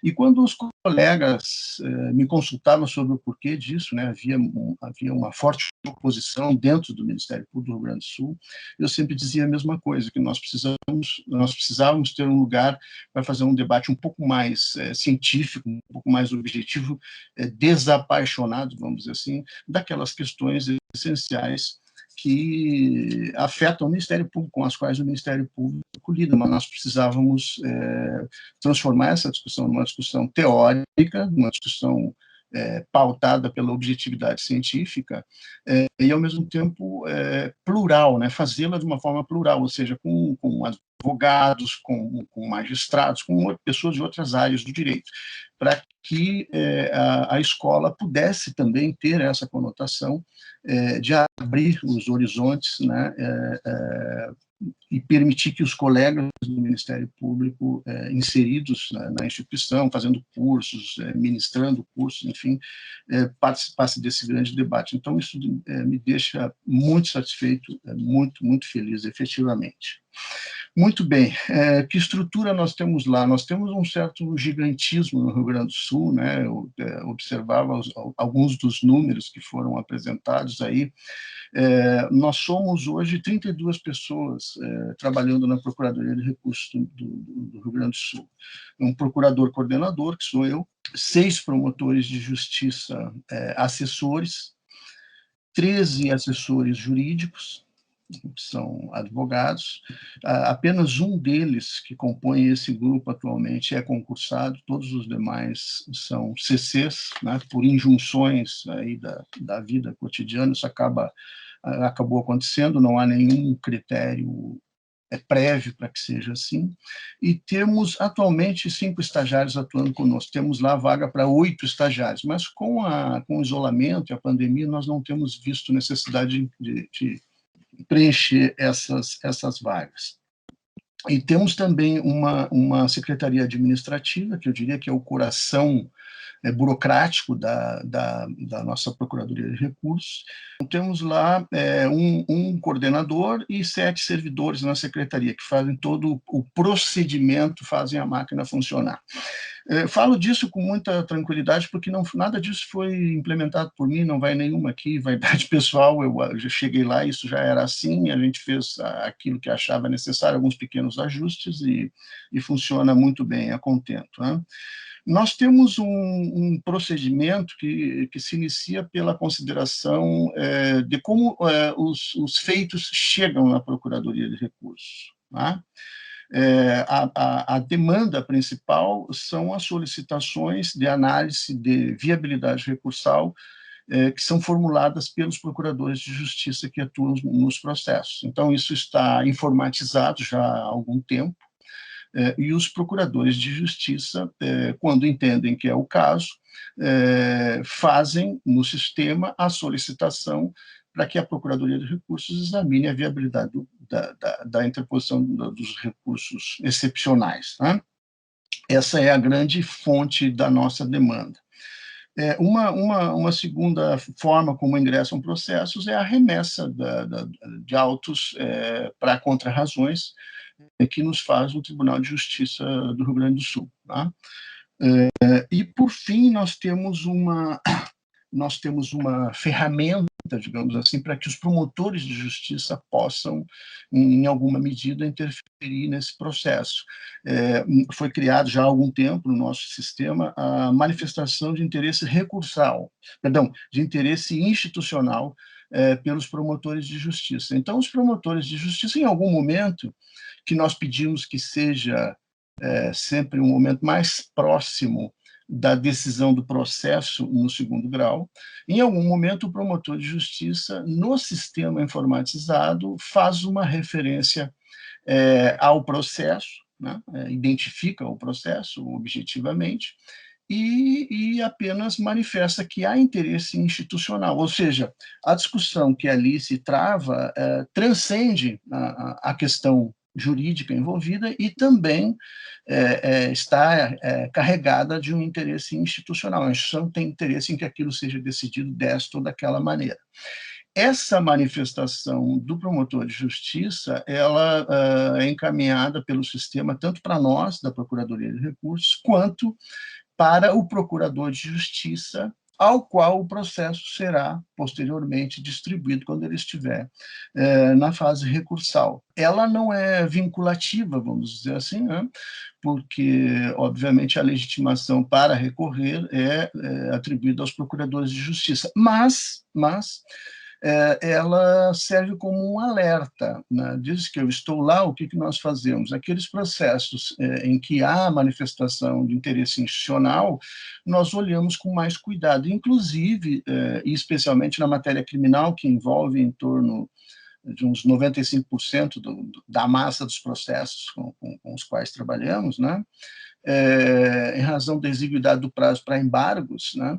Quando nós percebemos que houve a intimação do procurador nós percebemos no sistema que o procurador já se intimou do processo, mas ainda não entrou em contato com a Procuradoria de Recursos, nós fazemos esse contato com o gabinete do procurador e tratamos de dizer, olha, aí a manifestação de interesse recursal, o colega lá da origem está preocupado com esse processo, etc. e tal. Por quê? Porque o promotor pode ter feito a qualquer momento a manifestação desse interesse institucional e essa informação pode ter chegado ao procurador de justiça meses antes do momento em que ele se intima eletronicamente da decisão e, eventualmente, nem se recorda mais disso, né? Então, essa é uma ferramenta que auxilia, digamos assim, uma espécie de uma rede, né, para que o trapezista não se esborrache no chão, né? Nos ajuda a fazer o trabalho, vai passar uma malha fina nessas questões. Quando os expedientes ingressam efetivamente na Procuradoria de Recursos, nós temos um sistema informatizado que está sendo permanentemente aperfeiçoado a partir das nossas demandas, né, pelo Departamento de Informática, que prevê os seguintes passos. O feito entra numa distribuição eletrônica e é distribuído para um dos promotores de justiça. Mas, na verdade, nós temos 6 promotores de justiça, mas um deles se dedica exclusivamente a acompanhar dioturnamente o andamento dos processos nossos e os que nos interessam no âmbito do STJ e do STF. Então, ele não entra, ele não está incluído nessa distribuição. A distribuição efetivamente ocorre entre 5 dos promotores assessores. Então, o expediente vai ao promotor, ele examina, estabelece, então, qual seria a providência a ser adotada, né? E aí o processo vai outra vez para a distribuição e é distribuído para um dos assessores jurídicos, um dos 13 assessores jurídicos, né? Recebendo o expediente, esse assessor jurídico deverá imediatamente manter contato pessoal com o promotor e discutir com o promotor aquelas estratégias que o promotor sugere sejam adotadas, que peça que o promotor indica, né, qual é o próximo passo. Uma vez que a peça esteja produzida, ela é devolvida ou ela é entregue ao promotor de justiça, responsável pelo expediente, e o promotor faz o que nós chamamos lá a correção. Feita essa correção, esse expediente vem para o procurador de justiça coordenador, que é quem faz o último exame, a última análise, né, da estratégia adotada, digamos assim. Isso permite que eu consiga detectar, que o coordenador consiga detectar, por exemplo, situações em que nós estamos, a gente diz, batendo cabeça, né? Processos similares, mas nós estamos adotando, propondo posturas divergentes, né? Então, periodicamente, nós temos reuniões a cada 15 dias, pelo menos, né? Se não, quando não surge uma necessidade extraordinária, para adequar e até discutir, né, entre todos, que posição adotar diante de determinadas situações. Então, isso é relevante porque a Procuradoria de Recursos ela tem se revelado um órgão que não lida apenas com o aspecto jurídico, processual, científico, vamos dizer assim, das matérias que estão sendo discutidas ali. Ela também é um órgão que precisa ter um olhar estratégico, né? É muito comum, é muito frequente nós nos depararmos com situações em que a tese é boa, mas o caso é horroroso, né? Então, nós temos que convencer o colega que solicitou o recurso de que aquele seu processo não é o mais adequado para que se vá, digamos assim, cutucar a onça, né? Cutucar o STJ, cutucar o Supremo, e às vezes temos a preocupação de não criar uma barreira, uma parede de jurisprudência contrária ao Ministério Público. Então, periodicamente também eu tomo a iniciativa de solicitar o coordenador das procuradorias criminais, com muito mais intensidade, e ao procurador das procuradorias cíveis, reuniões para participar das reuniões que eles fazem ordinariamente, para discutir com eles, né, algumas questões estratégicas, efetivamente, né? despachado o processo, digamos assim, ele retorna para o tribunal e aí ele cumpriu o seu perfil. Eu adotei, quando cheguei lá, e faço questão de dizer isso porque tenho muito orgulho disso,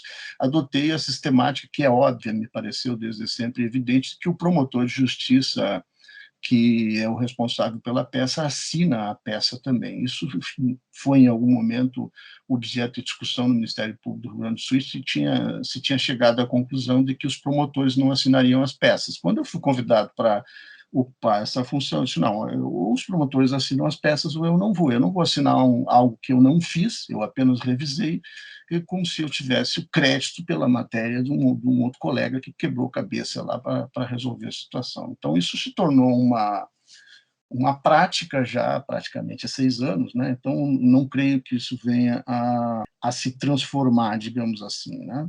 Nós temos também a hipótese, né, de que quando o recurso se verifica inviável não por uma questão estratégica. Né? Quando a questão é estratégica, nós tratamos de conversar com o procurador de justiça. Também essa é uma, digamos assim, uma rotina que adotamos. Que eu saiba, né? Anteriormente, a Procuradoria de Recursos era um órgão mais hermético, mais fechado, né? E não havia muita interlocução, né? Nem com o primeiro grau e nem com os colegas do segundo grau, que são aqueles que efetivamente demandam os recursos. E eu adotei uma prática exatamente no sentido oposto, né? Os procuradores, os promotores vêm aqui a hora que eles quiserem, nós trabalhamos todos, eu especialmente, com a porta aberta. Qualquer um que quiser conversar, discutir algum tema, é bem-vindo e em função disso, nós conseguimos inverter uma lógica que havia, que é a lógica do relatório, ou seja, quando havia solicitação do exame da viabilidade e se considerava inviável os recursos, né? Nós tínhamos que fazer um relatório que eu diria para os colegas, para simplificar, equivaleria ao arquivamento de um inquérito policial. Então, era algo extremamente delicado, trabalhoso, né? Peças com 7, 8 laudas, justificando com doutrina e jurisprudência para nós mesmos, né? O Ministério Público falando consigo mesmo, falando num espelho, né? Por que é que nós não vamos interpor o recurso? Por que não é possível interpor o recurso naquela situação? A partir de um dado momento, no segundo ano que eu estava lá, nós conseguimos construir com os procuradores de justiça a ideia de inverter essa presunção, digamos assim.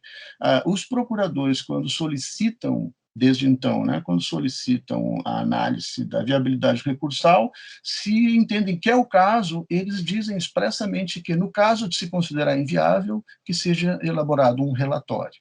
Então, aí sim será feito o relatório, por exceção. Nós tínhamos lá em torno de 30% da nossa atividade, do nosso tempo consumido com a elaboração do relatório, para justificar a não interposição de recursos. Então,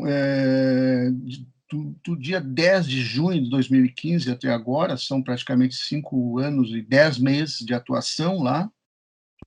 Nós já estamos aqui na terceira fase da minha manifestação. Nós tivemos até então, entre processos que ingressaram e foram examinados, 90.892. Nós protocolamos 58.989 medidas judiciais nesses processos.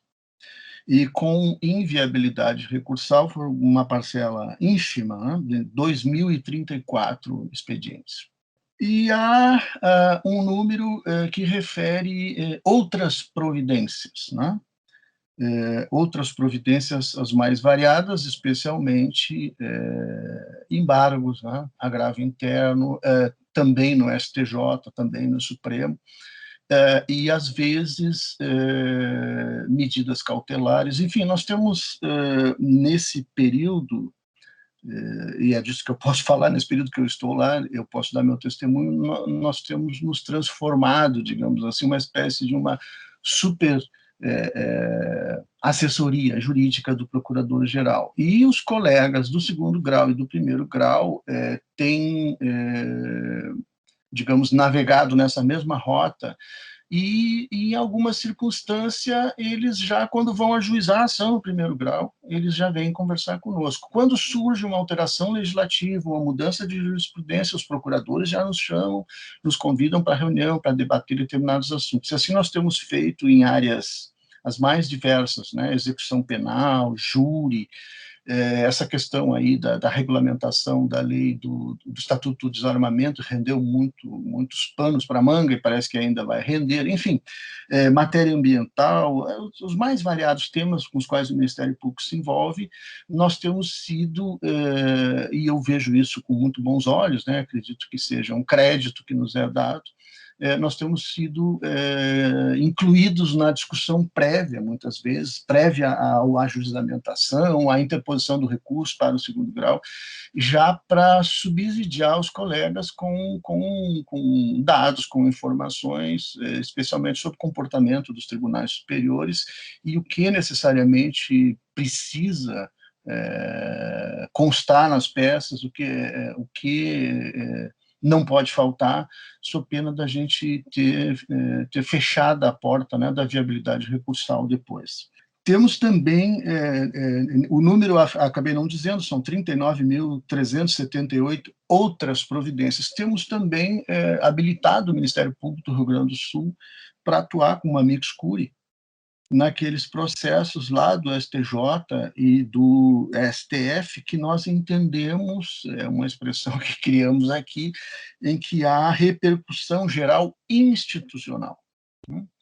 Há uns 2 anos atrás, há 1 ano e meio atrás, quando um ano e pouco atrás, quando começou o isolamento, o trabalho remoto, a primeira reunião que o nosso procurador-geral convocou da sua assessoria me permitiu, num dado momento em que o doutor Dallazen fazia um comentário específico, sugerir para ele que se adotasse isso no âmbito do Conselho Nacional dos Procuradores Gerais de Justiça, e ele levou, eu acabei fazendo um projeto muito singelo, e ele, pelo que sei, levou à consideração dos seus pares, justamente para que no âmbito daquele órgão nacional se crie, né, um monitoramento, um laboratório de monitoramento daqueles temas que tramitam nos tribunais superiores e que têm relevância institucional logo para todos os ministérios públicos estaduais, para todos os ministérios públicos do Brasil, e que esse laboratório, digamos assim, dispare um alerta e, no âmbito de cada um dos estados, se verifique a conveniência e oportunidade de ingressar como amicus curiae nesses processos. Nós temos feito esse trabalho restrito ao Ministério Público do Rio Grande do Sul, em vários casos, em várias situações. Agora, recentemente, o governador do estado ingressou com uma DPF contra decisões do Tribunal de Justiça que diz respeito a retorno a aulas, etc. e tal, por conta da pandemia. O procurador-geral, num sábado, me telefonou, disse: Calil, precisamos nos habilitar nisso. Segunda-feira não havia ainda nem a definição, nem do número da DPF, nem do relator, agora sabemos que é o ministro Cássio, né? E nos habilitamos ali como amicus curiae para falar, e já falamos na peça da habilitação sobre a concessão da medida cautelar que havia sido pleiteada. Então, é uma atividade que nós temos feito com alguma intensidade, digamos assim, e em alguma medida transformando o âmbito de atuação da Procuradoria de Recursos.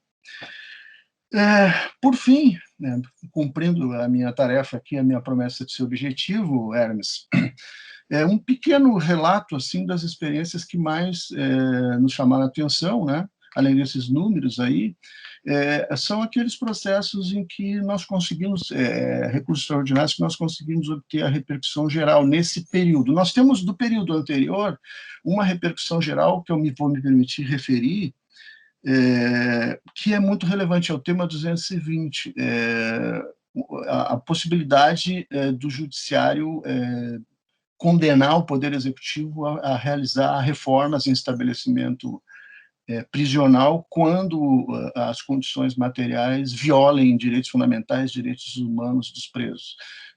Isso aconteceu bem antes da minha chegada lá.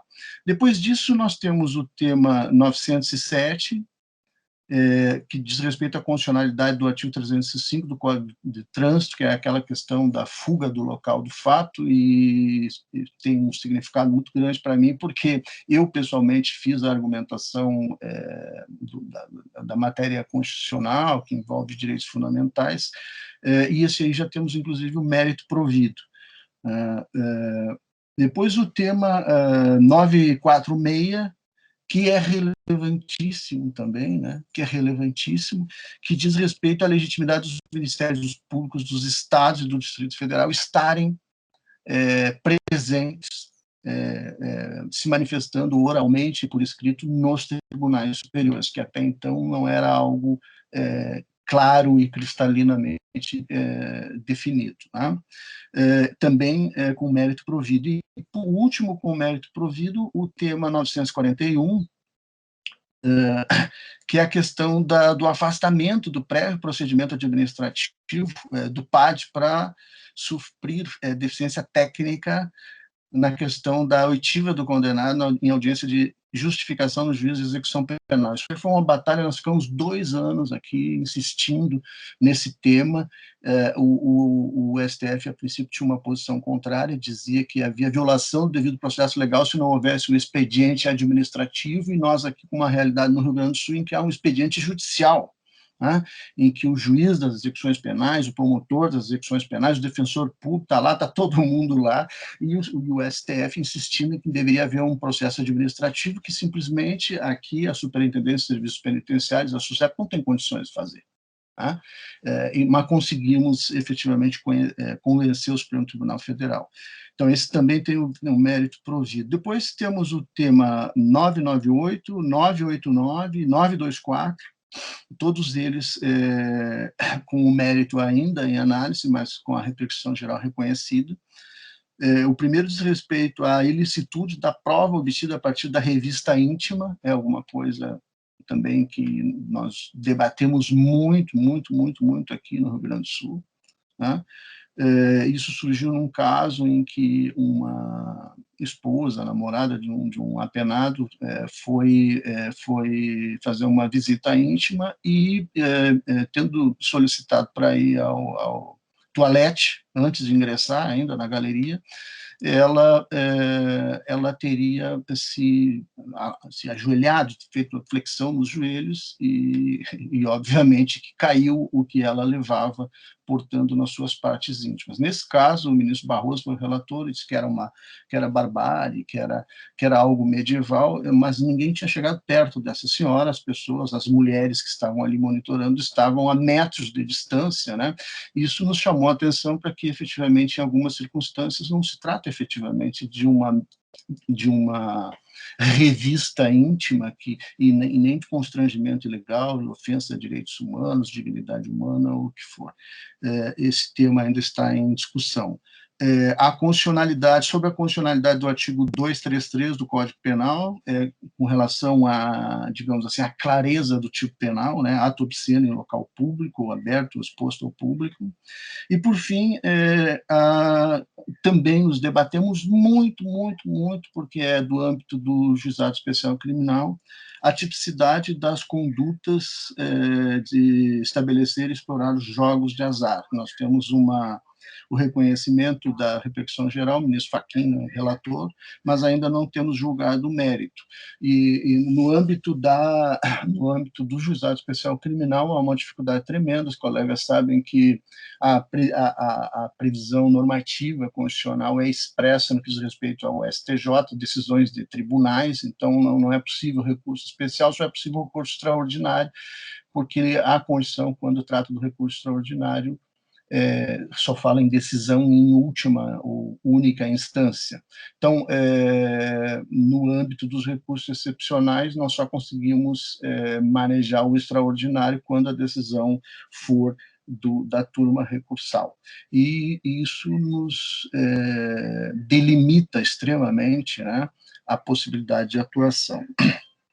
Bom, nós tínhamos, desde sempre, desde que conseguimos entender o funcionamento da Procuradoria de Recursos, uma meta a ser atingida. A Procuradoria de Recursos no Rio Grande do Sul surgiu há algum tempo atrás, bastante tempo atrás, como um órgão para assessorar os procuradores de justiça na elaboração desses recursos, quando ainda essa prática se iniciava, mal se iniciava no contexto brasileiro, né? Hoje a gente sabe que os processos, praticamente todos, pelo menos há a tentativa de que se leve a Brasília.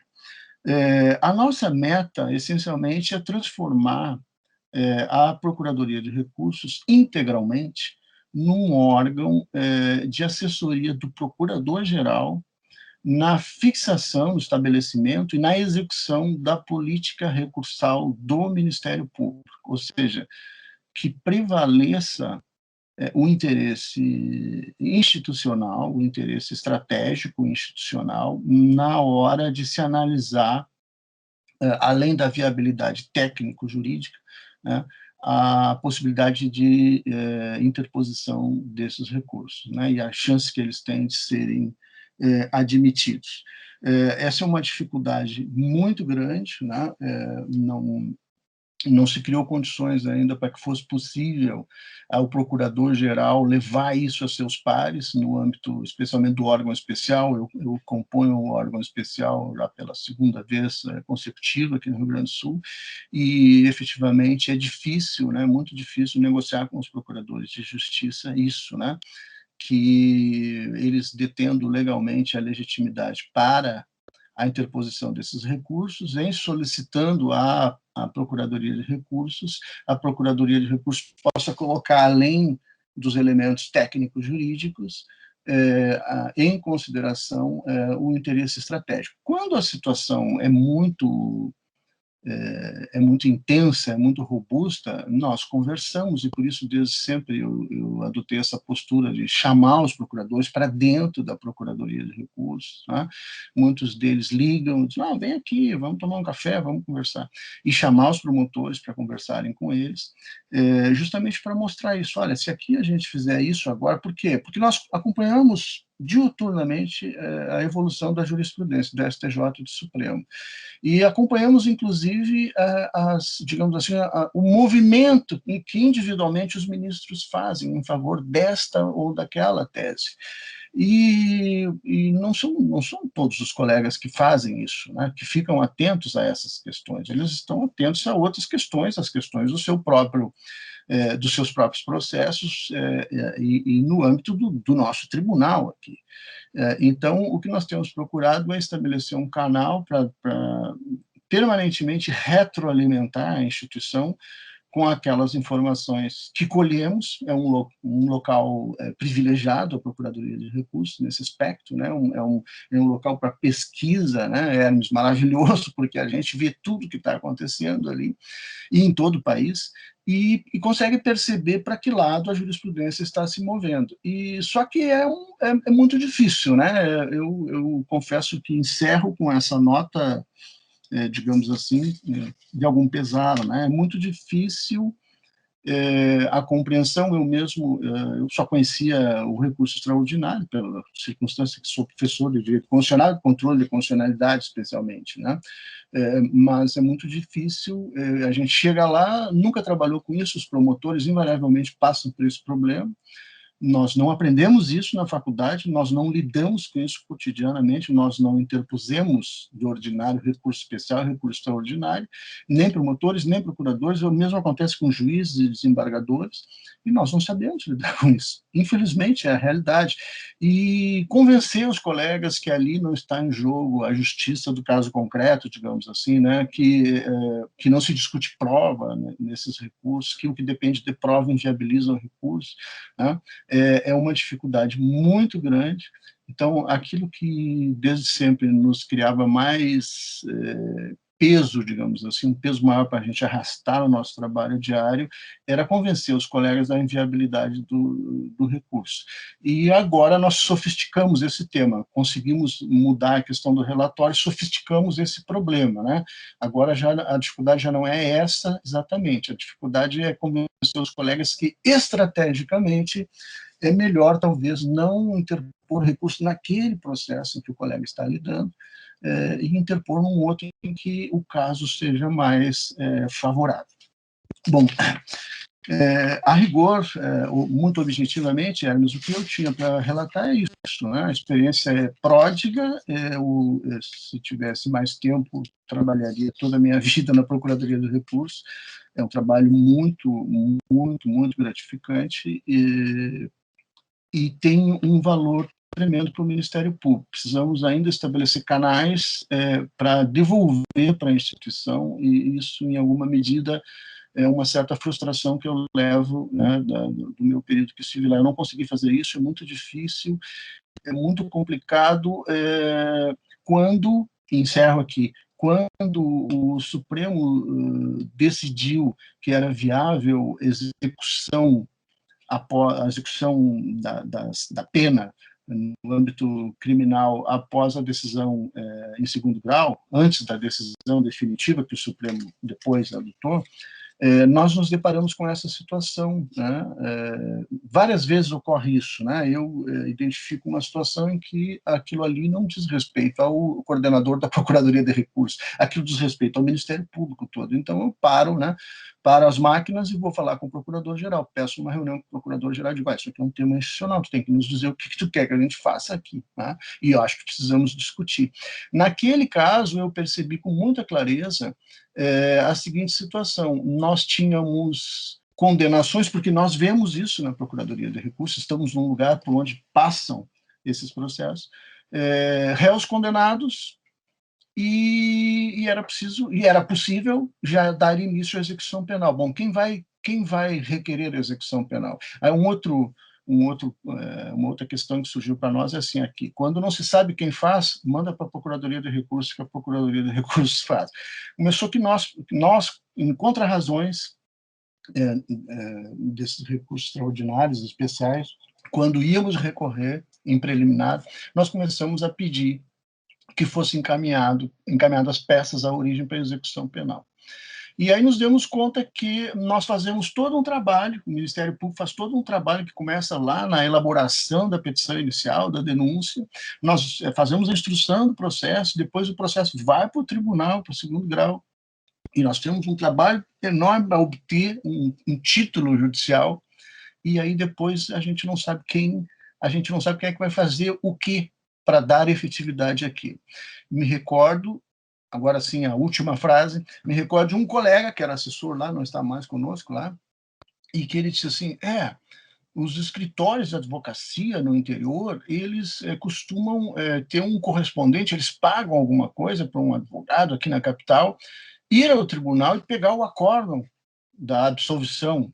E a gente não tem isso. Eu disse para ele, não, nós temos mais do que isso. Nós temos o Ministério Público aqui, o coração do Ministério Público está aqui, na capital do Estado. Não é possível. Tu acabou de me dizer um absurdo, é alguma coisa assim inaceitável. Só um pouquinho.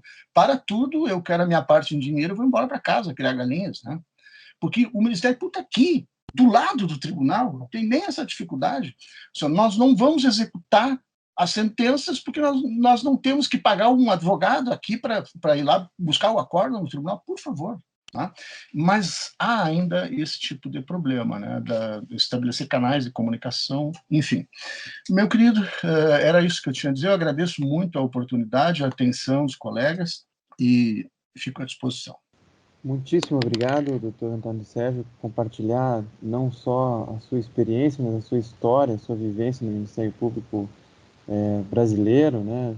Destaco aí a sua presença aqui na presidência do SEDEMP, que muito orgulha a nossa história institucional.